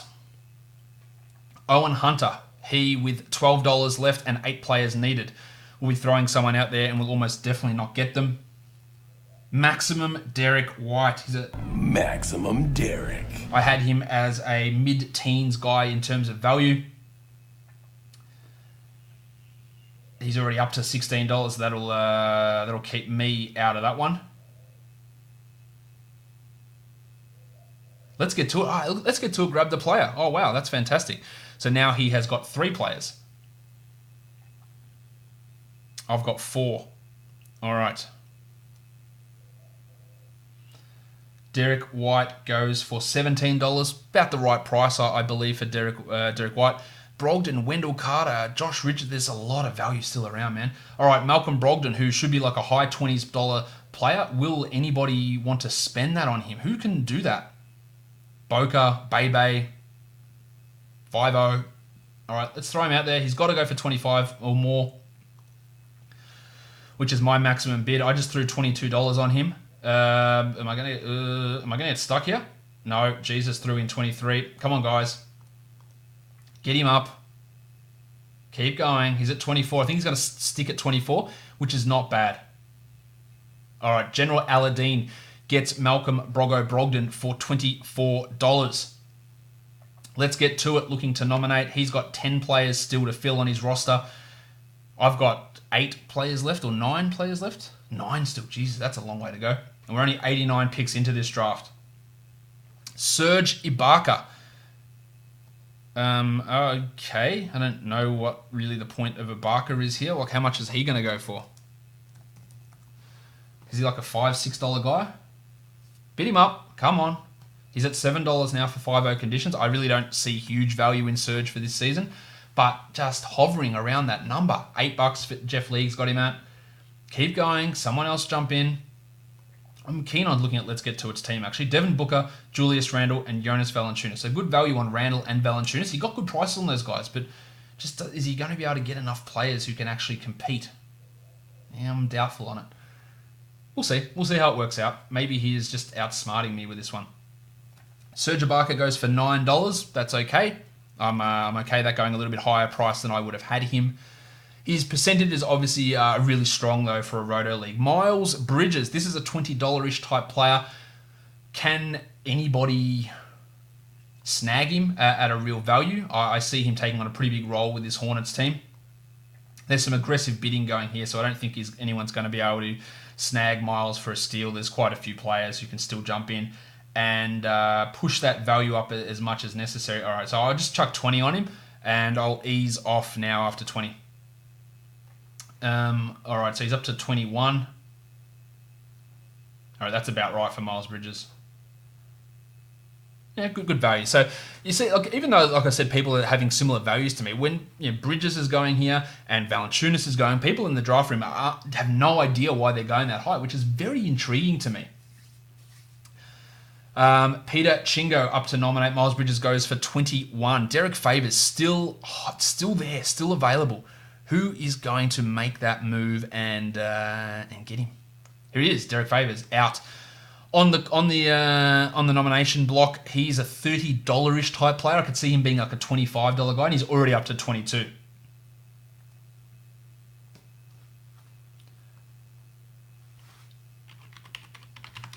All right, so Bebe's got 25. Aladdin up to 26. Let's get to it, 27. So Favors, again, is going for value, as pretty much every player seems to be. At least let's get to it. He's getting involved here and splashing that cash around and wins it for $27. Still comes in a few dollars under value. He's getting a lot of his guys under value, but is there enough players to actually make sense with what his budget is? That's, I guess, the concern. $82 left for 9 players. Josh Richardson, $20 player. I think the Sixers will use him a little bit as a point guard this season. That's the latest word from Brett Brown. His defensive numbers should be able to bounce back as well, which is obviously really key. I think his shooting numbers will be much stronger as well. When he was forced into that larger role with Miami, the shooting dropped off. When the players were healthy at the beginning of the season, he was like a 40+% three-point shooter. So we'd hope with the talent around him, he can get those numbers up to high 30s again and get those 1.7 steals, 0.9 blocks, which is really what drove the value of Richardson in those previous seasons with Miami, not what he was doing last season, where a lot of that peripheral dropped off as he was forced into the number one offensive player. He goes for $18 here to Bay Barea. We're getting into this situation where we're not halfway through, but people just are only able to bid $2-3 on players, which is quite interesting. Gordon Haywood's still around. Well, not that they can't do that, but they're going to have to throw the remainder of their budget on a lot of these guys. All right. Delon Wright. I'm getting confused with how the Mavericks are going to run their backcourt. I was big on Wright early in the preseason. I am cooling off a little bit on him. I still think his ability to get steals and rebounds and get some assists is useful. Boca Juniors throws $15 on him and gets him, which I think is about the right area for Delon Wright. Okay. Gordo Haywood, probably a $20 guy. Will anyone want to spend that on him? This is his one chance, really, of bouncing back. If it doesn't happen this year, I think he's cooked. I do think that a pretty significant bounce back is coming for Gordo Haywood this season, though. Will it be Utah Gordon Haywood? Definitely not. But will it be better than last year? I'd say definitely yes. So I'm just trying to bid him up to $20 here. Wendell Carter also just still around. He's a good value pick also. All right, so Gordon Haywood goes for $18. Not a bad price tag on him. Jeff Teague is going to be one that I'm interested in, as is Fred VanVleet. Whether I can get them at value or not remains to be seen.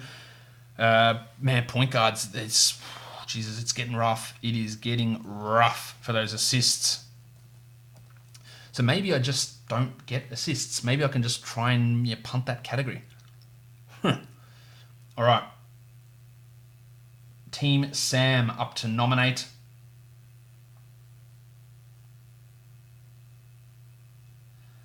Jeremy Lamb. Strong start to the season, probably fades later on, but it all still counts in Roto. He's more of a $10 to $12 sort of a player, I think. Let's see where people value him. If he stays at around 10, I'd be interested. All right, Boca Juniors obviously wants him, bidding with Jeff League now. And he's sitting at 10. No, I'll throw 11. Okay, I'm just sneak an extra $2 out of Boca is what I did there by throwing that $1 bid on. He can have him for the $12. That's fine. But that was me taking a bit of a risk on price enforcement, and it paid off, I guess. Getting those extra $2 off the board helps. Small, but helps. So Lamb goes for $2. No, he doesn't. He goes for $12. And this is showing that inflation in deeper leagues. Jeremy Lamb is not a $12 player. in a 12-team league, quite obviously. Wendell Carter Jr., the only $20 guy that I've got left in terms of my projections. Let's see how he goes. He's dealing with a bruised tailbone at the moment, had an ankle the other day, so those both injuries are not ideal. They're not anything massive or long-term concerning. It's just annoying that he's had 2 injuries in 2 days of training camp. All right, so people are realizing he's probably the best player left here. So the prices are going to start to go. They're going to start to jump up. He is a really strong Roto player with his ability to touch every category. I'm sitting there. If I take him at 25, that just renders me useless for the rest of the draft, so I'm going to keep away. Let's Get To It coming in and getting him at 24. I think he'll probably stick at 24, and a lot of Let's Get To It's money is coming off the board now. Oh no, Bebe Barea jumped in at the last minute and grabbed him for $25. No, Let's Get To It. We've got a bidding war, finally, between these guys, pushing Wendell Carter up as we realize he is the best player who is left on the board. Let's Get To It grabs him for $26. It's me and Team Profile actually have the most slots to fill now, as these other guys who had their cash left over have started to fill these positions because we have got very little cash left. Fred VanVleet, $10 on him would be nice. I don't think I'm going to get him. I've got him as a $16 guy. Okay, Let's Get To It. Jumps in with 11. Let's throw some more out there. $12 for VanVleet. Let's throw another one. Let's Get To It. I'm just trying to bid him up here. All right, cool. So I've got him up to $16. That's fine. Let's Get To It. Obviously really wants Fred VanVleet. He's going a bit over on him. He has saved money in other areas. Let's Get To It. Jumping up to 90. Well, this price on Fred VanVleet, man. $20 for VanVleet. I like VanVleet. This is too much. But if you got the cash, you got to, I guess, spend it. And that's what these two guys are doing. So Jesus ends up with Fred VanVleet for $20.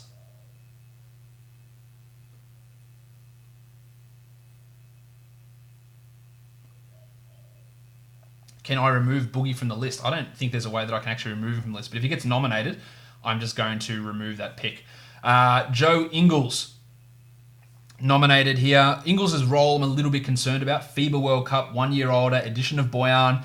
I think he does see a bit of a step back from where he was last season. Probably a $10 or so player here, and that's sort of where he's going. As Boca Juniors and Let's Get To It are fighting over the scraps now because they have left themselves pretty low in terms of which guys they're looking to grab. DeJounte is going onto my list.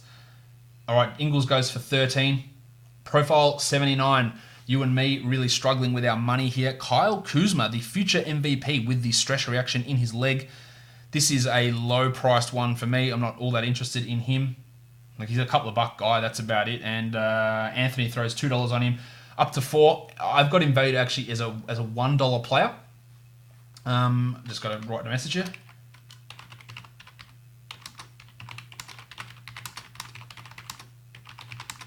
Auto pick won't be an issue. All right, so Kuzma goes for $4. Enes Kanter gets nominated.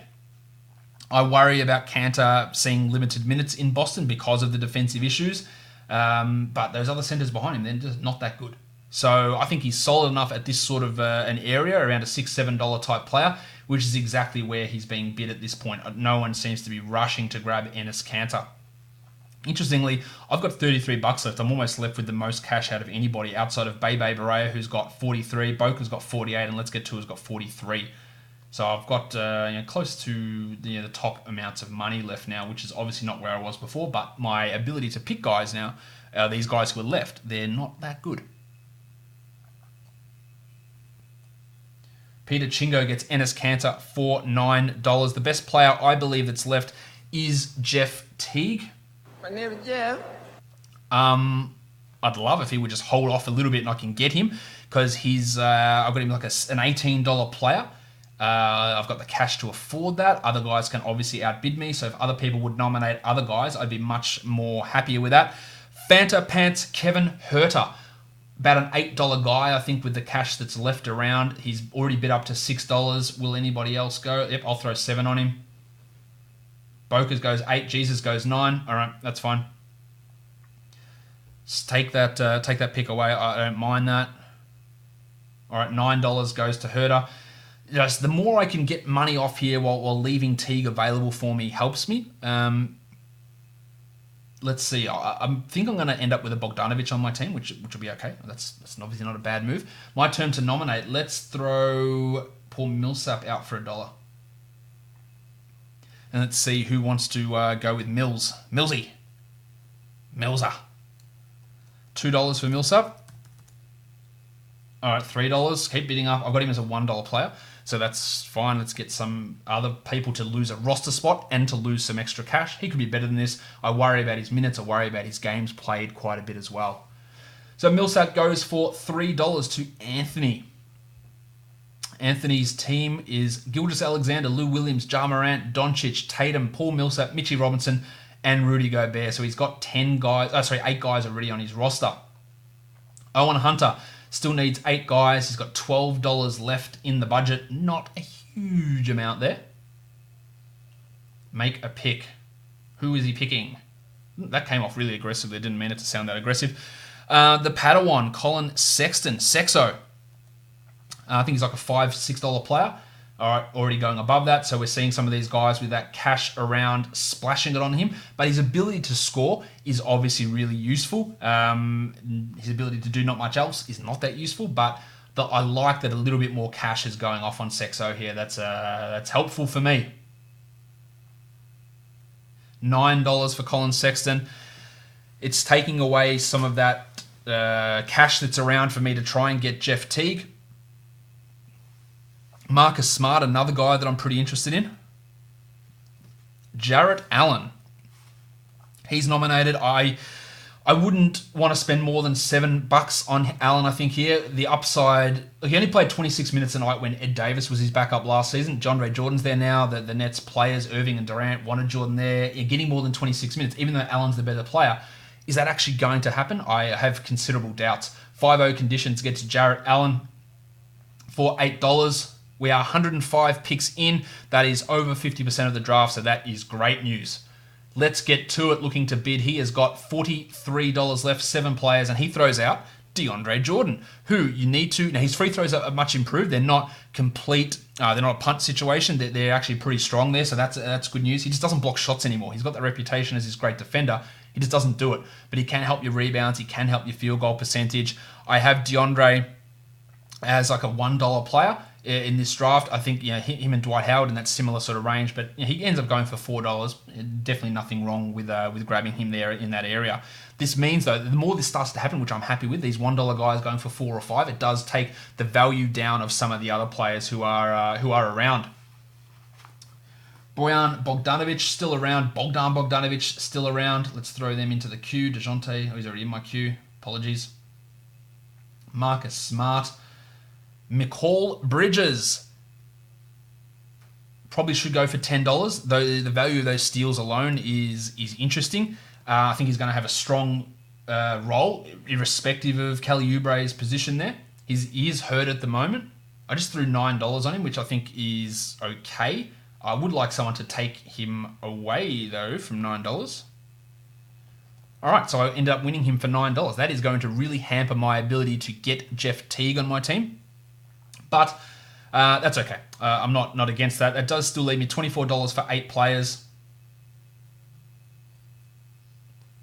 It really helps my steals push right up. I just need to get a guard at some point. Paddy Beverly, Malik Monk maybe. Chetty Osman gets nominated by Peter Chingo. What have I got? Osman as like a $1 guy. Yeah, I'm not overly enthused by what Osman is going to bring me this year. He's gone for $5, especially if they're going to be playing Clarkson and Nance at small forward, as the talk has been. That does hurt Osman, and with a addition of Garland, with hopefully a full season of Kevin Love, his ability to be that number one guy, which he was at times for the Cavs last season, I think is limited. The Lakers, 82-0, they need 6 players left. They have got $15 left to do that. They are nominating their next player. Everybody's still holding off from nominating Jeff Teague and DeJounte Murray. Some real value picks could be coming with those guys. DeJounte, I think more of an $11, $12 sort of a player. Teague, like a $16, $17. I still would love to get myself some Teague. Thad Young. That's... Okay, Thad Young. He's more of a $1 or $2 guy, I believe. All right, $3 for Thad. Will anyone go higher? Going once, going twice? $4. So what we're seeing here is a lot of these guys who I've got pegged as $1 players are going a lot higher. So this range of players that I've got left who have got rated over $1 might actually come in a bit cheaper, which is going to be great for me. Thad is going to get his run. It's probably not going to be as much as he played for Indiana last season. And he's really just a steal specialist at this point. But $5 for Thad, that is useful for me to have someone spend that level on him, thankfully, for my team. All right, so we've got everybody who's picked 5 players now. Marcus Smart. I think there is real value in Smart here. I think he is over a $10 player. Let's see how everyone else values him. I can afford him. I'd rather Teague, but... Oh, hang on. Yeah, he was sitting there at $9, and that was too cheap. Boca Juniors getting him at 10. Boca Juniors got a lot of cash left, so they are definitely going to take. They are going to take Teague, and that is a concern for me. All right, Marcus Smart goes for 11 to Let's Get To It, who is really coming in strong here at the end with a lot of picks, a lot of wins on the board. Nominates Bojan Bogdanovich, close to a $10 sort of a guy, I think.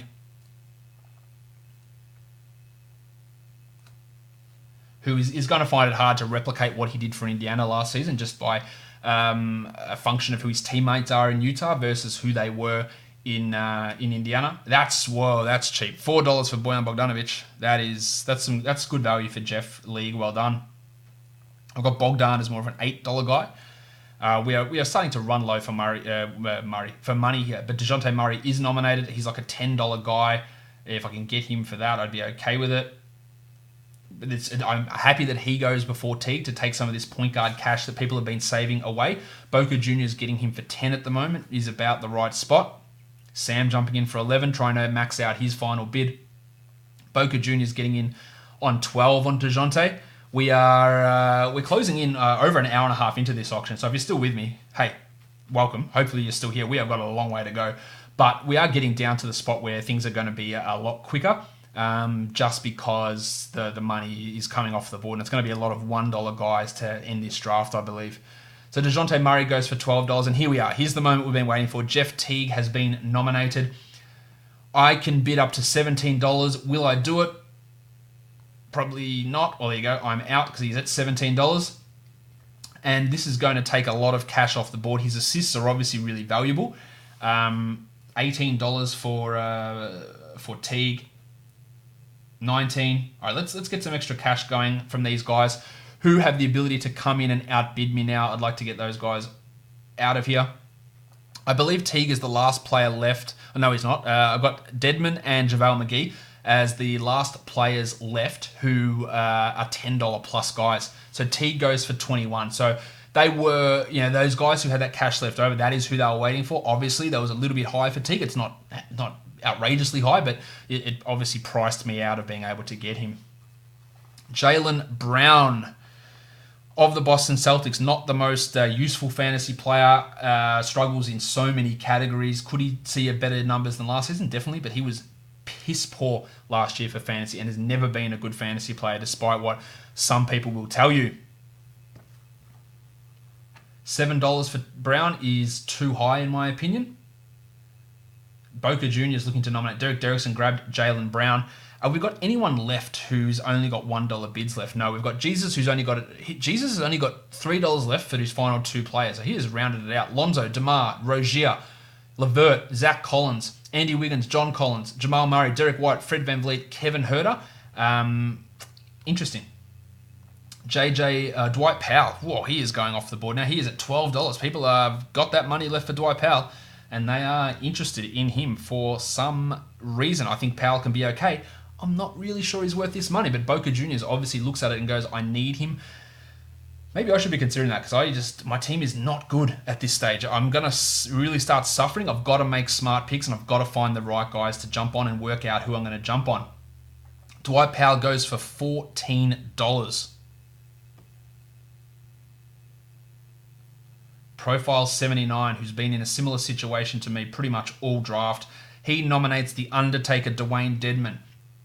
Where is The Undertaker going to go? I think he's a $10+ guy, probably 10 or 12 sort of guy. He's at 12 at the moment. I'll leave that alone. I still, I've got average of $3 per roster slot I can spend. If I eliminate my 3 bench slots, I've got about $5 per roster slot, which is what I'm going to be trying to target, some $5 to $6 type players. Undertaker up to $15, that's obviously pretty high, but that does it for me. I'm sorry, that does it, because I've got JaVale McGee, but in terms of guys I got valued as $10 players, McGee is the only one left. So, Willie Cauley-Stein, you can have him for all of the $1. He's got a foot sprain. He's not as good as Kevon Looney. This is our first $1 guy. Jeff Lee gets him for $1, and I think that is fair enough. I am just not interested in Cauley-Stein at all. He's not very good.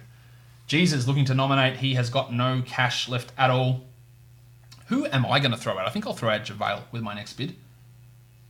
All right, so Markelle Fultz, the guy who's had a lot of buzz, a lot of hype. Are people going to go like $4 or $5 on him here? I think that might happen. Yep, he's up to 3 already. I think he can be a starting point guard by January with Orlando. He is absolutely, to me, at this point, the most intriguing player heading into preseason, bar none. How is Markelle Fultz going to look? You're getting him for $4 now. After 3 preseason games, he could be a $20 player. That's a real possibility. Or he could be shit and not even worth a punt. He goes for $5 here. That's sort of what I thought would happen as people take that upside flyer on him. All right, so Joshy Lloyd, your turn to nominate. Let's throw JaVale out there and see what happens. If I can get him for $3 or $4, I'd be okay with it. I don't think I will. All right, we're up to $6 for JaVale. I'll take him for $6. 5-0 conditions go for $7. There is still real value there in him, but I'm just not convinced with what the Lakers are going to do. They could absolutely screw that up. All right, so he's pushing up to $8 now. That's okay. You can take some of that money away. I want guys on my team here. Like I want to grab a Justice Winslow. I want to grab a Terry Ross, perhaps. I want to grab Bogdanovich if I can fit them into what I need, which is going to be tough, but we'll see. Owen Hunter.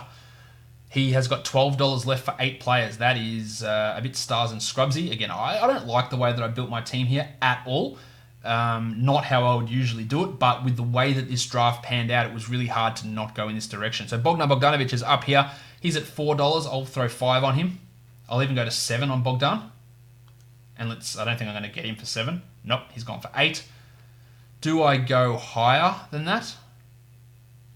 $9? Yep, let's just throw a 9 on him. I don't know why I did that.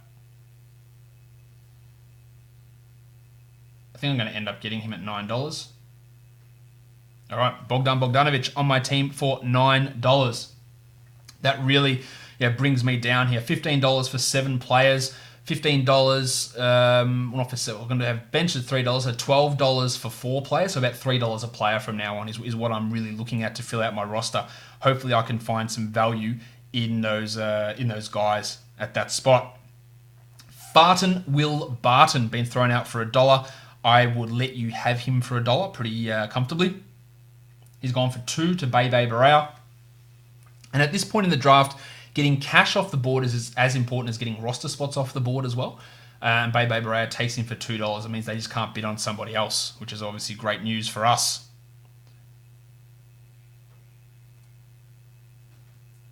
Okay.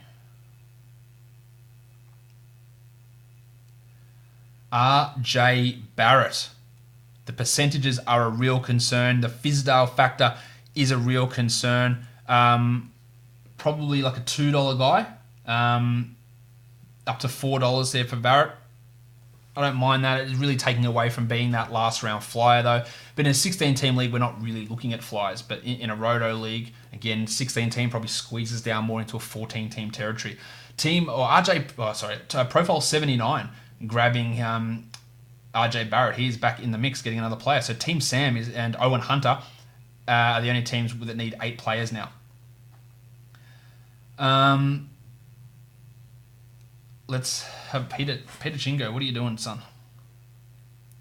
Oh, so Peter Chingo. Yeah, Peter Chingo is the only player left who's got $1 players left. So that's why he can definitely do that. It is. All right, so Dario Saric up for $2 at the moment. I think he's. I'll get him for 4. I'll take Saric for 4. I won't go higher than that, but I'll take him for 4. All right, cool. So it's another player. That's okay value for me. Again, I am starting to, what have I got left now? $11, and I need, $8 left for 3 spots on my bench. Because I'm looking at $1 for my bench. So sorry, I've got my flex spots to fill.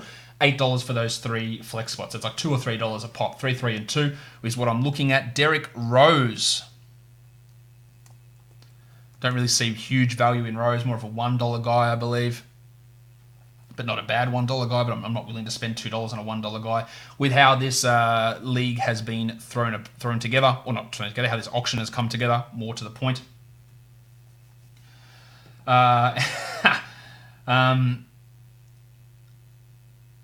Anthony says, I'd rather die than get shamed on the pod for leaving by Josh. I'm not going to shame you. Minuscule Derek. He's actually minimum Derek and not maximum Derek. That's Derrick Rose, of course. Lakers 82-0. Derrick Rose joined the Pistons because he thought they gave him a good chance of winning a title. That's all you need to know about Derrick Rose. Danny Green, nominated now. Greeno, low upside, solid player. Probably $5 for Danny Green. That's pushing it to me. That's really pushing it. All right. So this 3-hour podcast is perfect for the road. I don't think it's going to go 3 hours, Owen. I think we'll get in about 2 hours 40 would be my guess. So that is a long-ass podcast, and there is definitely going to be some sort of code word sprinkled in towards the end for you to say that you've watched the whole show. I don't know what it's going to be just yet, but I will throw that in later on. Dan Green goes for $6. That's pretty high for Danny Green, I have to say, but I'm okay with it. DJ Augustin, will he lose his starting job to my mate, Markel Fultz, later on in the season? I think there is a legitimate chance of that. DJ is a guy that is still, he put up some really strong numbers at the end of last season, but is he worth $4? I don't believe so. I'm getting into the area, though, where there's not many players left who are actually worth more than $1 in my estimation, so I need to start getting these guys. I'm looking at guys like Terry Ross, Paddy Beverly, Davis Bertans, TJ Warren still available, the Iron Shoulder, Rudy Gay, Rudy Kaludi, Justice Winslow, Jakob Poeltl, Darius Garland even, Evan Fournier, another guy that I'm looking at. I'll throw Fournier and Ross into my queue. Alex Len, I'll throw 3. No, I was going to throw 3. He's up to 4 now. You guys can have him at that price. Rudy Gay, Justice Winslow, go onto my queue. $7 for Alex Len. You are placing a lot more faith in Len than what? $9. What is going on? That is great to get that sort of cash off the board. Len's solid. $9? I think that's too high. I got Bogdanovich for 9. I got Mikal Bridges for 9. Rudy Gay. I wouldn't have taken Len for that price. Rudy Kaludi is like a $3 or $4 player. He's up to 4 at the moment. Relatively solid. Upside limited, but he's going, again, we're seeing people now overspend on these back-end guys, I think. Jeff Lee grabbing him for $6 at this stage is probably just a little bit of an overpay. Again, with people all that money left. Now, I want to check on Let's Get To It, who I thought had too much money left. He's got 6 players needed with $32 left. That is a lot of money still. It's $5 a player.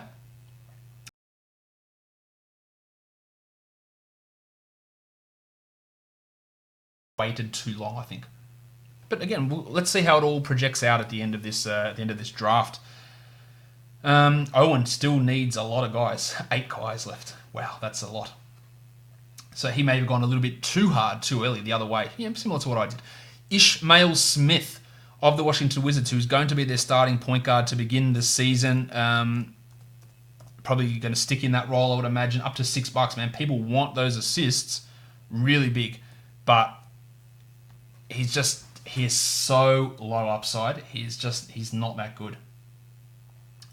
All right, Jeff League grabs Ish for $6.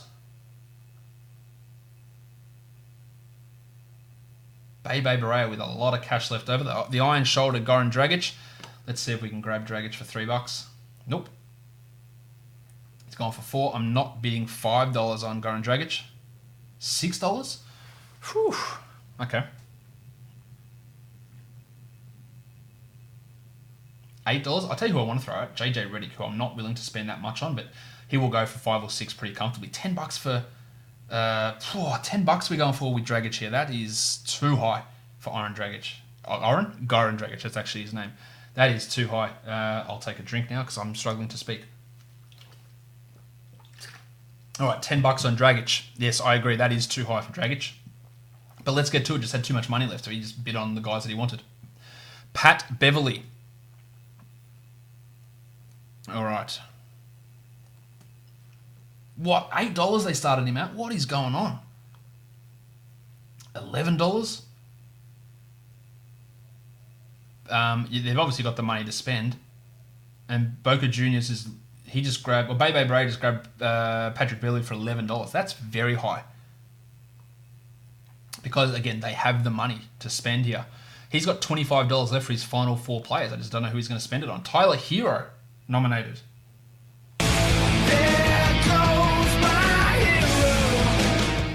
I'll throw an extra $1 on him. Just see if anyone else wants to get involved. I don't know why I did that. I'm not that keen on Hero. But just to mix it up. All right. So there's another player for my team, a $2 player, Tyler Hero. He's more of a bench guy, but yeah, there we go. That's fine. 5 players left, $9 left in my bank at the moment. Timmy Hardaway gets nominated by Jeff League. You can have him for $1. Interestingly, Justice Winslow's still around. Malik Monk, another player that I'm going to be interested in getting. Rui is an option for me. Yeah, Reggie Jackson's an option. $2 for Tim Hardaway. I'm not that interested in Tim for this year. TJ Warren. Shit, why is he still there? I'm nominating him. Him and Winslow are the 2 weird ones to me. Malik Monk also. Here we go. TJ Warren getting nominated. Let's throw $3 on him. Jeff Lee grabbing him for 4. I can only go to 5, so I'm out on... I'm out on TJ Warren. He's going up to $7 here. $8 for TJ Warren. Alright, so got $6 left for my last 2 slots. Let's throw Redick out there and see what people think. Just trying to get some cash away from people. Aladdin throws $2 on Redick, 3 to Let's Get To It. 5 to Aladdin, that's fine. Let's keep getting this money out of here. I want to throw Monk onto my list, and I want to throw Bacon onto my list. Who doesn't want to throw Bacon onto whatever they can? JJ Redick goes for $5. So Dwayne Bacon, Malik Monk on the back end of my roster there. The Duck, Luke Kennard will be another option for me.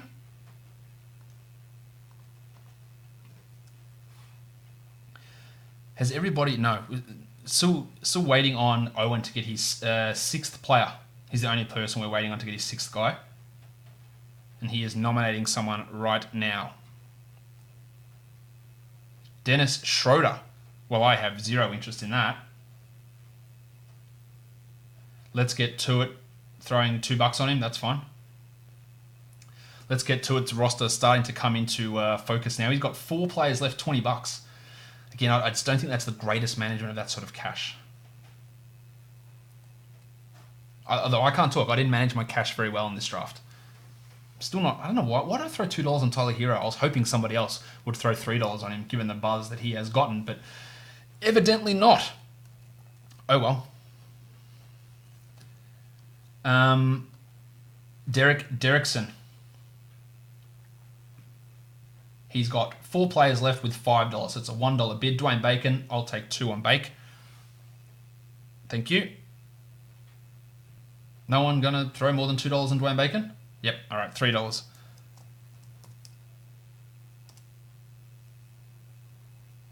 Okay. I'd much rather take his teammate, Malik Monk, obviously. Don't know what that was. Someone ringing me.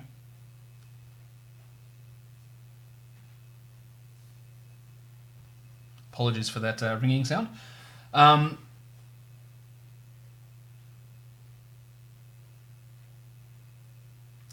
Who's nominated now? Let's get to it. All right, come on. Let's get to it indeed. Michael Bolton. We've still got 70 players to go. We are going to start smashing through these. I'm pretty sure we're 2 hours in here with 70 players left. It's not going to take huge amounts more longer. Jeremy Grant, a couple of bucks on him would be fine. There are going to be people left with a lot of money, I think, here. A bit too much money. $3 for Jeremy Grant, who I just don't think can really approach what he did last season.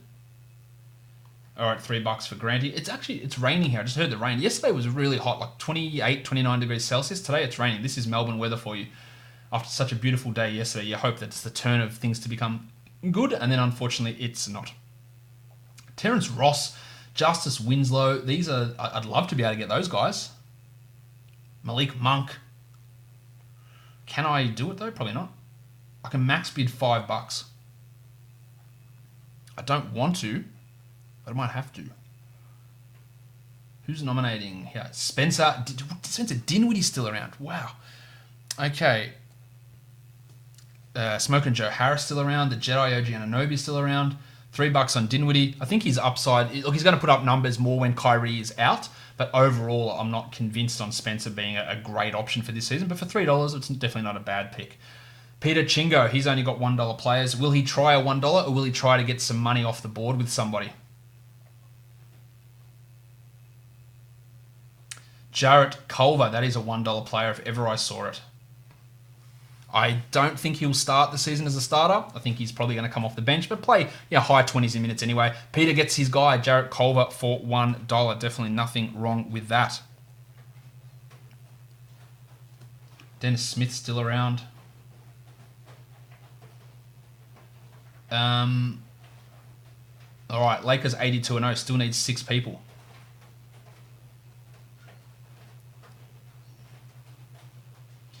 I'm going to shorten this nomination time, I think.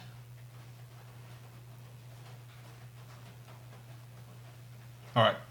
Just shortening the nomination time to 15 seconds.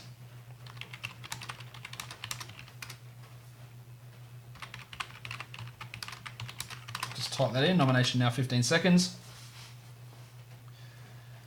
We don't need 30 seconds to pick now at the end. All right, let's undo that one.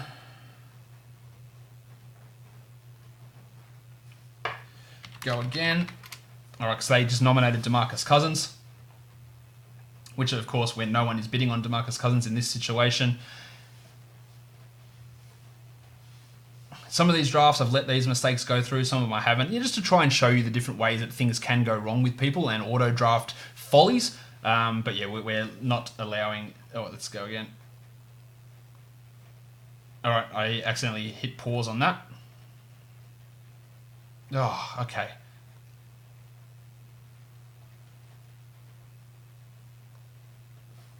All right, go now.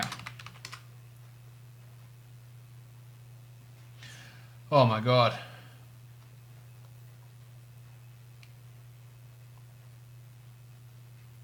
All right, I'm pausing this draft to fix this up.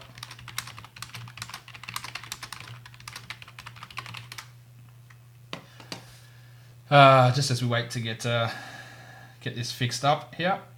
Rui, he wants to nominate. Okay, so where is Rui? Okay.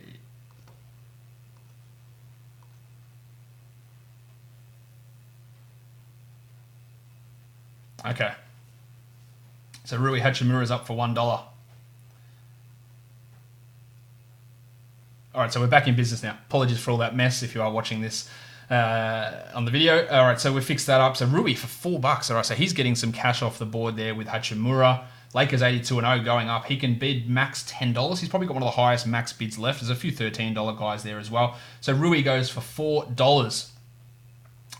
5-0 conditions. I hope I don't have to deal with one of those Cousins situations again.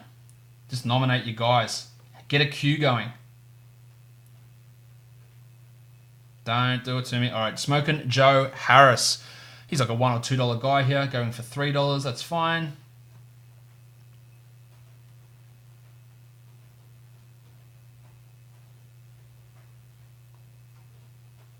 $5 on Joe Harris. That's it feels too much. $6 on Joe Harris. People have obviously got too much money to spend. $6 on Joe Harris. Poor, that is too much, but I actually don't. Yeah, I don't mind it because it means that money's coming off the board for me. All right, Owen Hunter still waiting for that elusive sixth player.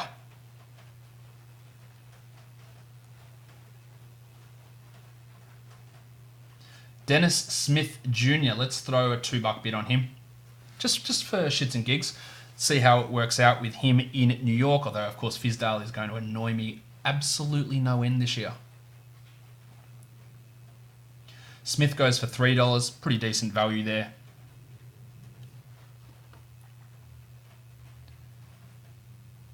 Justice Winslow. I am in on this. Ugh, $5. Damn it. Alright, so he's out of my price range already. It's not what we're looking for. $7 for him. Jeff League still got that money around. He's almost into his bench, Jeff League.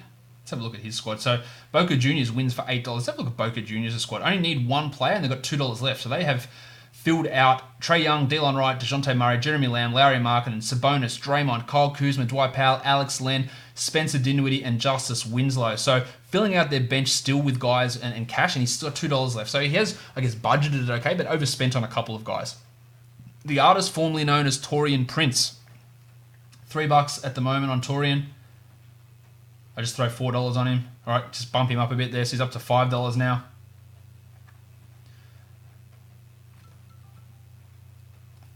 Sorry again, the phone ringing. Taurean Prince for $5.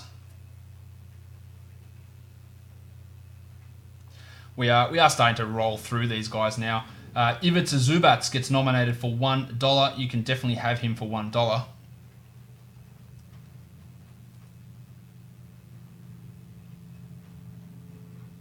Wouldn't be bad for me actually, but I'm not spending $4 on Zubac.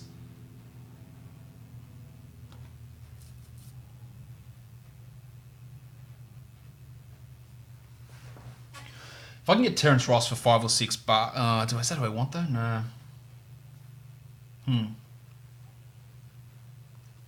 Who do I want with these last couple of picks? Bertans, Garland, Olynyk. Olynyk, I think, would be a nice fit for me. All right, Kent Bazemore is up at the moment, being nominated for $3. Bertans is someone I'm going to throw out there as well. Bazemore goes for $3. Garland will be an option for me as well. Isaiah Thomas thrown out for $1. I'm not really all that keen on that. I will throw Maxi Kleber onto my list. He's another cheapie for me. $2 for Isaiah Thomas. Yep, that's fine. You guys can have him. Who will I throw out? It's coming up to my bid now. Jeff League, PJ Tucker. Yeah, he's like a $1 or $2 guy here. Going for $3. People need to get their money out of their pockets. $6 for PJ Tucker. This is definitely a case of you've got too much money left. $8. That's what I spent on Bogdan Bogdanovich. $9. $9 for PJ Tucker. You have definitely got too much money left.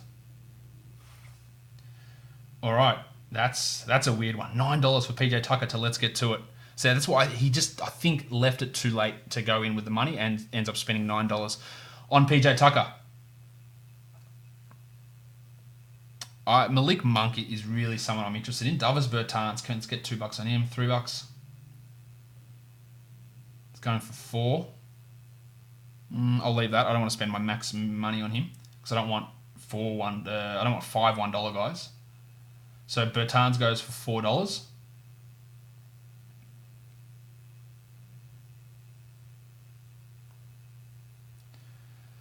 It's my turn to nominate. Let's throw Evan Fournier out there for $1 and see how that comes back.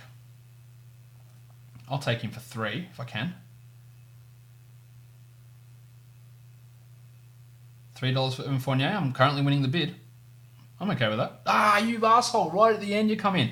Now he's up to $5 and now I'm priced out. That's okay though. Takes some, again, more money off the board. He wasn't the number one guy I wanted. Ross and Monk were those two guys there, as well as Kleber. They're probably my next 3 guys that I want to target.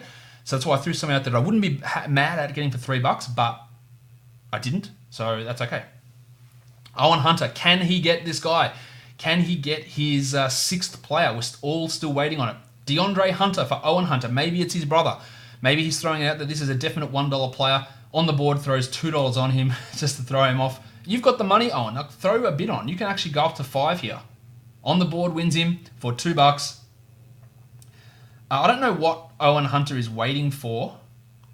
You've got that extra money. You can throw $2 on someone or $3. Reggie Jackson out here. Yeah, I don't mind getting Reggie Jackson. I'll have him for $2. The assist would be great. His upside is low, but we're a 16-team league here. Oh, there we go. That's all right. Reggie Jackson for $2. I think he's got pretty limited upside, but just getting those assists, I think he's relatively useful for where my team currently sits.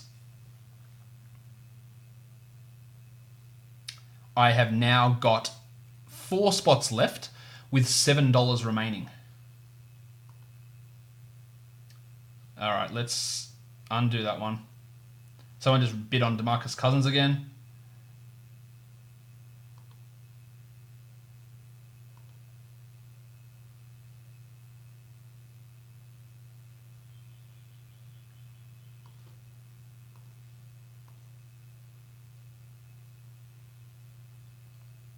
All right, Terrence Ross going out there now. I can only bid $4, so I missed out on that. All right, so he's up for $5, Terrence Ross. I still think that's value. He's about a $6 or $7 guy, I think, in this sort of a situation. Cody Zeller still another valuable player out there. That's good value for Terrence Ross going to Team Sam for $5. Nobody's finished off their team yet, I don't believe. Nope, not yet. As we are 3/4 of the way through this draft and we are over 2 hours in. Michael Porter Jr. This has got to be a dollar guy. No, Jesus throws $2 on Michael Porter Jr. Maybe he is the starting small forward for the Nuggets. I have my concerns about his injuries, about the fact that he's a rookie and he's on a pretty stacked team. But $2 is not a bad option. At least worth taking a flyer on. Jesus only needs one more player, so he is on his bench. That is absolutely fine to grab a player like that in that area. Peter Chingo, 2 spots left, $2 left, $1 players only. Who is he going to throw out? DeMarcus Cousins, hopefully. Darius Garland, I'll take him for $2. Profile goes for 3. 4 for Darius Garland. We're probably going a little high on Garlo here at that salary, but I do want... The other guy I want to add on actually is a Kogi onto my team. Garland goes for $4. Brandon Clark for $1. Is he worth 2? Yeah, probably. Is he worth 3? I've still got 5 guys left that I'm interested in for my remaining 4 spots.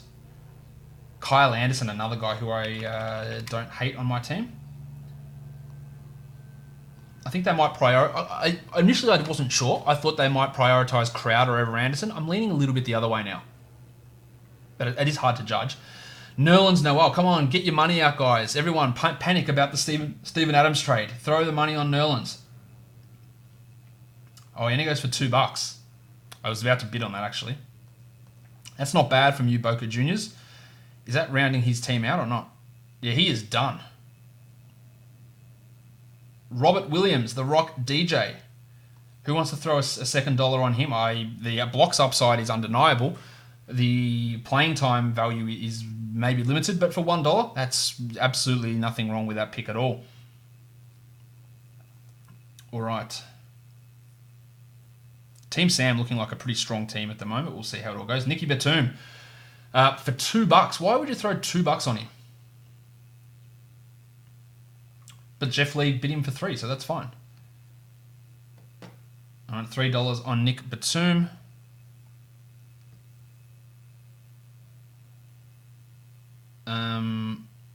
Okay. Anthony.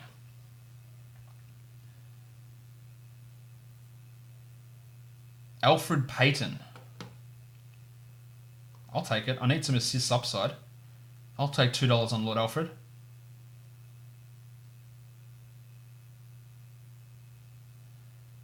And I got him for $2. Okay. It's not perfect, but it just gives me some assists upside depending on what Fizdale wants to do. I have $5 left for my bench, so I've got an opportunity to get some other guys that I do want. Yeah, Monk and Anderson and Kennard and Olynyk are probably the guys I'm really interested in. Pirtle going for $4 here at the moment. Jakob Pirtle. He goes for $4 to Bebe Barea. Owen Hunter, are you going to get somebody on your team? I guess that's the big question. Eric Gordon nominated now. For $1. That's pretty good. $1 for Eric Gordon. Gee, that's value. I should have jumped on that, actually. I really do want Malik Monk here. OG Anunoby, the Jedi. Hello there. $7, $8. What is going on? $10. Calm down, guys. This is, wow, that is crazy. $10 for OG Anunoby. Jesus. You have got way too much money left over. He goes for 10. It's his last $10, so he is out. But that's, again, it means you haven't budgeted well during the draft. Rowdy Rodion's Kuruks for $1. I think $1 is about right for him, so I won't be throwing any extra money on that. So the Rowdy one goes for $1. Now it's Joshy Lloyd's turn to nominate. Let's throw. Oh, jeez. Who are we going to throw out? Let's throw Maxi Kleber out. All right, Maxi Kleber for $1. I can go to 3 on him. Let's go for 3. Yep, I'm a bit out on Maxi. That's okay, though. A few people doing their first ever auctions in here, so that's interesting. Hope you guys understand how tough it can be, especially a 16-team one is real hard. So Maxi Kleber goes for $4 there. Owen Hunter still looking to fill out the end of his roster.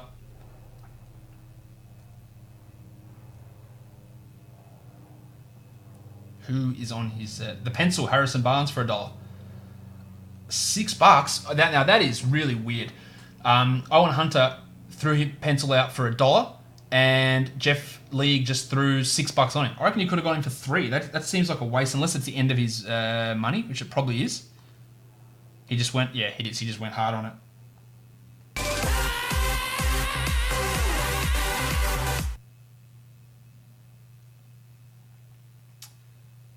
All right.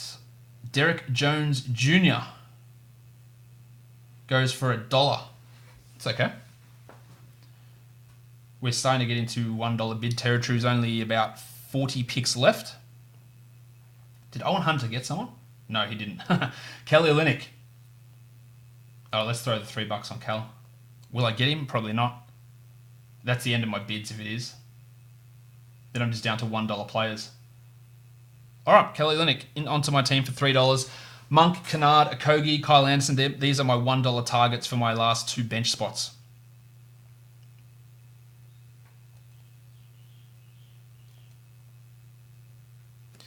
Really, really tough draft here. These guys are all really smart. Even the guys doing their first auction were really, really locked in on what they're doing. What am I doing? Landry Shamet for $2. People are very hyped about Shamet. Look, he did absolutely nothing last year apart from hit threes. Did it really efficiently.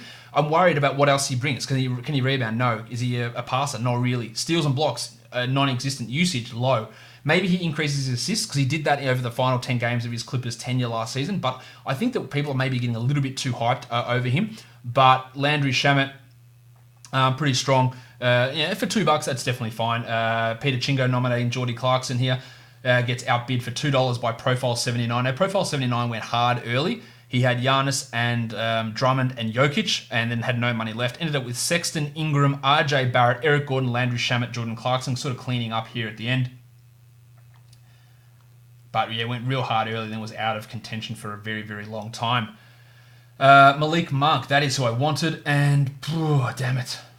All right, so he's gone for $1, and I can't even bid an extra $1 on it. You bastards. So I could have thrown... Oh, there we go. Yes, he's gone for $3. All right, that's good. That makes me feel a bit better. Okay. Malik Monk for $3. I'm pretty interested in Monk this year. I haven't completely given up on him. This is his last chance, though, I believe. Alfonso McKinney for $1. He's a good $1 player as the Warriors starting small forward. Also a terrible fantasy contributor. But, $1 is interesting enough there for him. Don't tell me Owen Hunter grabbed a player. No, of course he didn't. He's still waiting for those. He's just going to come in and have to grab the last 8 guys of this draft, it looks like.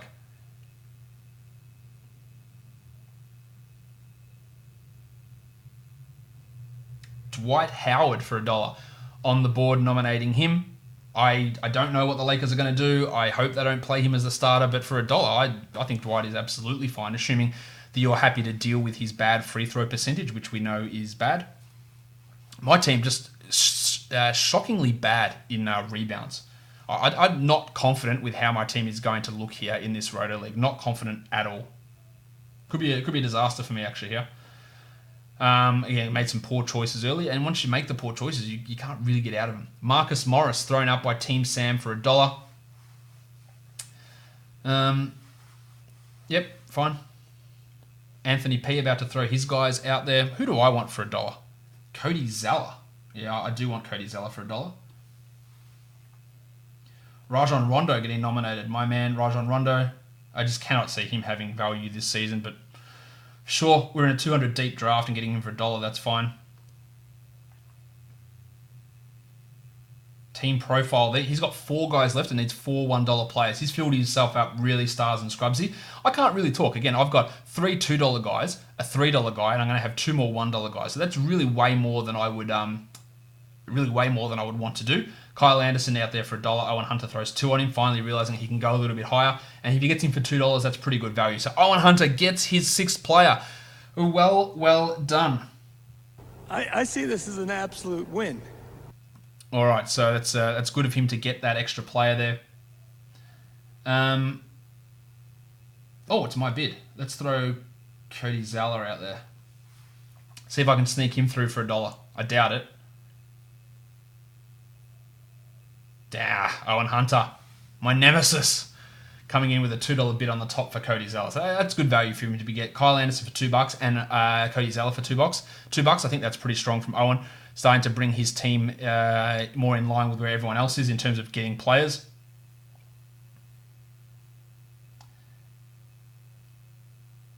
All right, so Mario Hezonja, you can have him for $1. I'm pretty comfortable with saying that. The highest anyone can bid now is $4, and that's Lakers 82-0. We're almost down into the $1 territory.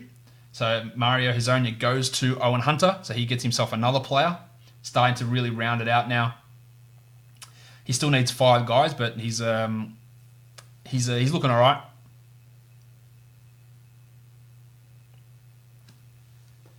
All right, so Seth Curry goes for $1 as well. Well, I couldn't do anything about that. All I can do is nominate my guys.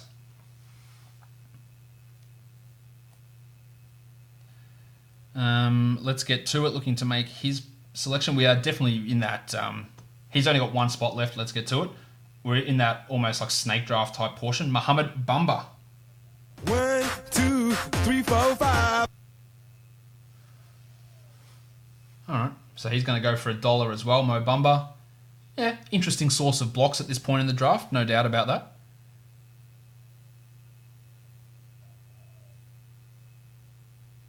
Tristan Thompson for $1. Fine. You know, the Cavs could screw it up and play him more minutes.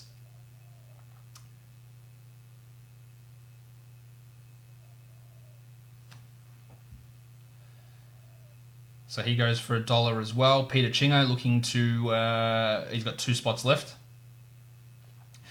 I'm real hopeful I can get Kennard and Okogie with these last 2 picks. I don't think I'm going to be able to do that. Well, there goes Okogie for $1, so I definitely can't get him for $1.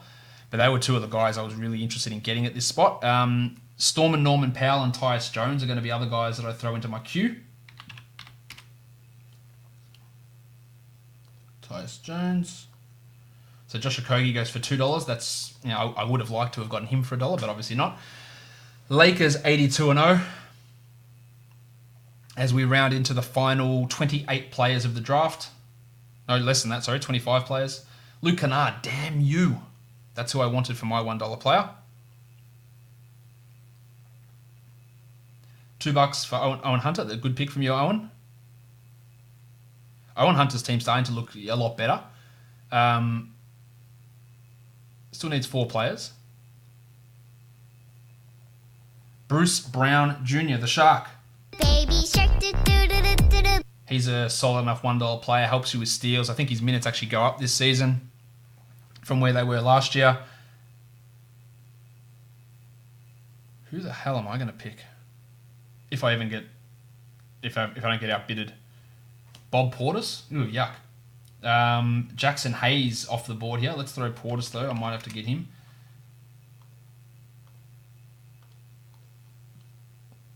Hayes goes for $1. Team Sam, he's got one player left for $1. I think we're all basically just in $1 bids now. There's a couple of guys who can outbid us if necessary.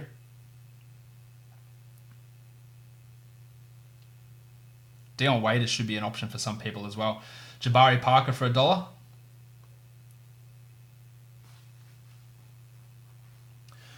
Alright, you can have Jabari Parker for $1. That doesn't interest me.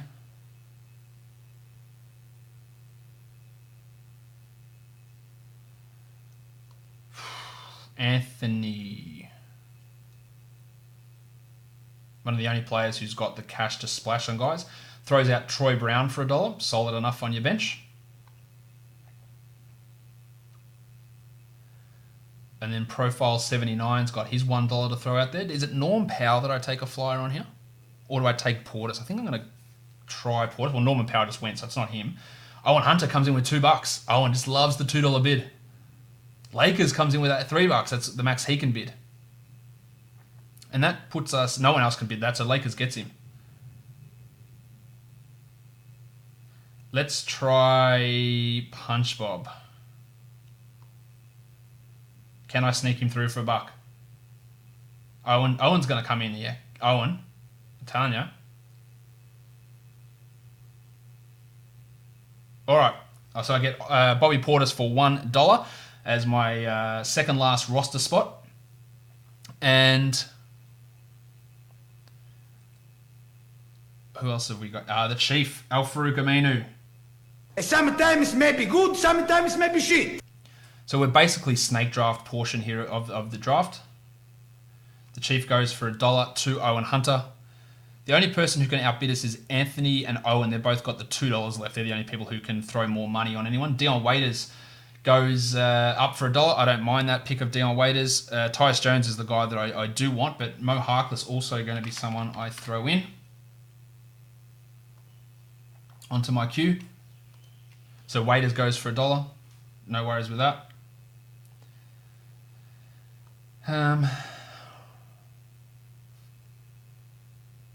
Alright, General Aladdin nominate Tyus Jones. Damn it. Alright, Cam Reddish also is going to be in the mix for me. I don't mind Reddish, especially with Alan Crabb injured. There's more minutes available for Reddish now. Jones goes for $1.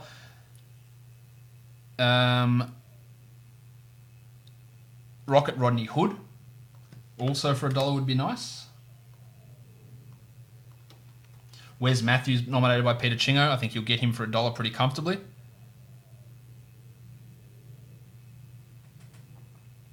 He does get him for $1. Lakers 82-0. This is his. Only got one. He can only do $1 bids. Still waiting on Anthony and Owen. They're the only guys who can outbid us. Jay Crowder for $1. So it's all just about who they want, and they can throw that extra $1 on. That's really all it is. So Jay Crowder obviously isn't that player because he just went through for $1 on the board. Up now. Grab myself another drink.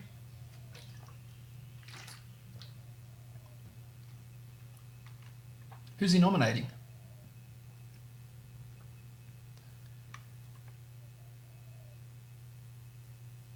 Bismack Biyombo. Wow, that is wild. I don't know what that's about. You can definitely have him for $1. Anthony. So Anthony, this is Anthony's last pick, meaning that he can't outbid us anymore because he'll grab this guy here for $2 unless Owen comes in and jumps over the top. Jordan Bell for $1. Unless Owen comes in for $2, that means one of those guys who can outbid us is done. Although we're only like 12 picks away from the end of this draft. So Jordan Bell goes for $1. Profile 79. He still needs 4 guys left for $1, so it's getting pretty dark for his team. Lonnie Walker goes out for $1. It's fine. Not interested in him at all. I just don't see where the role is going to be for him with the Spurs this season. Josh Lloyd, your turn to nominate. Is it Rocket? Is it Cam? Let's take a Cam Reddish flyer. No, let's take Mo Harkless. All right, Flame Mo Harkless. Can I sneak him through for $1 and finish off my draft? Owen, it's all up to you, mate. Will you let it happen? It looks like he will. Thank you. That does it for me. So my team ends up James Harden, Zach LaVine, Bogdanovich, McCall Bridges, Jaren Jackson, Dario Saric, DeAndre Ayton, Tyler Hero, Reggie Jackson, Alfred Payton, Kelly Olynyk, Bob Portis, and Mo Harkless. I am not happy at all with how I went with this draft. That Harden pick screwed me at the start. It was a very, very tough draft to deal with, and I am not pleased with how my team looked. It's probably the worst draft I've done through all of mock draft week, but it just goes to show you that you can screw up, and I did screw up a couple of times in this draft, and it is hard to recover from it. George Hill goes for $1, so now we are just in snake draft portion of the draft. Nobody. Oh, actually, it's not true because Owen Hunter still can bid $2 on people. Jesus. Trevor Ariza for $1. That's fine. You can absolutely have Trevor Ariza for $1. I have no interest in that whatsoever. All right, so Ariza goes for $1. Peter Chingo looking to finish off his team. Now, his team looks really, really strong, to be honest. Really strong. He is nominating who? The Fort, Kevin Knox. I want to look at Chingo's team because it's projecting out nicely. Kemba, Buddy. Now he did the balanced approach, which again and he did it right. Kemba, Buddy, De'Aaron Fox, Aaron Gordon, Montrezl Harrell, Marvin Bagley, Bam Adebayo, Satoransky, Enes Kanter, JaVale McGee, Jarrett Culver, Wes Matthews, and Kevin Knox. Almost a perfect indication of how you can do that balanced draft. So hats off to you, Pete. Cam Reddish goes for $1 to Lakers 82-0. Profile 79 still needs 3 players. He's got the most left. There's only 3 guys left. Profile 79, Owen Hunter, and General Aladdin. Jermichael Green goes for $1 to Profile 79.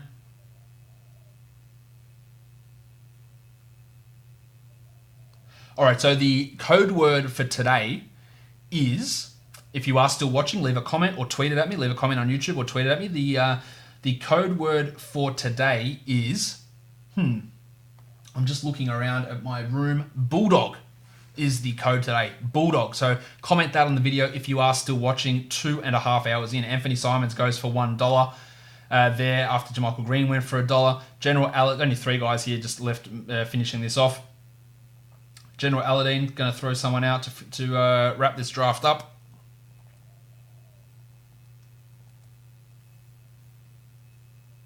Kobe White for $1. Again, we're just taking flyers on guys here at the end of these drafts. Yep, he goes for $1. So now we've got 2 players left, Team Profile 79 and Owen Hunter. 3 players left to go in this long-ass draft. Harry Giles for $1 for Profile 79. Ha! Owen Hunter throws the $2 on him. I enjoy that. I enjoy that a lot. Well played. Harry Giles goes for $2 to Owen Hunter, who just throws him on to annoy Profile 79. Now, Profile 79 can just pick his last 2 guys now with his $2 remaining. Wonder who they're going to be. Rocket Rodney Hood still hasn't been drafted. Amazing to me. He should be going off the board here. And interestingly, Klay Thompson, Yusuf Nurkic, not drafted either. Aaron Holiday goes for $1. I don't know who we're waiting on to bid on him. He gets him for $1. And the final nomination and pick in this draft is...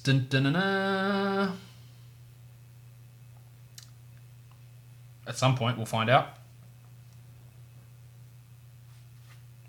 Ed Davis. So that wraps us up for this massive 16-team auction Roto draft, mock draft. Again, not happy with my team, how it looked. I'm going to have a look at the projected standings in a second, and we'll see how it all panned out. But it's not how I normally go about it. Made a mistake early, and hey, that's where we are. But thank you for staying tuned. The code word is Bulldog. Tweet that at me, and that does us for the end of this draft. I'll just be back in a second to show you the projected standings. All right, so we're back now. Using the projected standings, actually, my team actually came out looking a lot better than I anticipated. Came out in 3rd there. Derekson number 1, Peter Chingo 2, then me, and then it's pretty tightly bunched. Me, Lakers 82-0, General Aladdin, Team Sam, Owen Hunter, Anthony P, and 5-0 conditions, all pretty strong. And in the bottom half, we've got Let's Get To It, Jeff League on the board, Bebe Brea, Boca Juniors, Profile 79, and Jesus down at the bottom. So have a look at Derekson and Peter Chingo's team, just to have a look how they panned out. We saw my team already when looking at the. I went through it already. So let's have a look at who am I looking at here. Derekson's got Kyrie Irving, Kevin Love, Danilo Gallinari, Clint Capella, Eric Bledsoe, Hassan Whiteside, Jonathan Isaac, Jaylen Brown, Chetty Osman, Dion Waiters, Isaiah Thomas, Seth Curry, and Derek Jones Jr. So they not all that strong in assists, but pretty strong in other areas across the board. And then Peter Chingo, who I mentioned during the draft, was pretty strong. Kemba, Fox, Adebayo, Hield, Gordon, Bagley, Harrell, McGee, Satoransky, Cantor, Culver, Matthews, and the Fort, Kevin Knox, on a team with very bad free throw percentage. So that is interesting to note as well, that their free throws were brought down by Bagley, Harrell, and McGee. Took a big hit there. They don't have a clear punt free throw guy, but those guys all brought it down enough. That'll wrap it up for me because I've been talking for way too long. That is an end of mock draft week. Make sure you're checking out the podcast, subscribing, Apple Podcasts, Google Podcasts, Spotify, Stitcher. On YouTube, hit subscribe, thumbs up, tell your friends, all that good stuff. Instagram, Locked On Fantasy Basketball. Guys, I'm about to die. We are done here. Thank you so much for listening, everyone. See ya.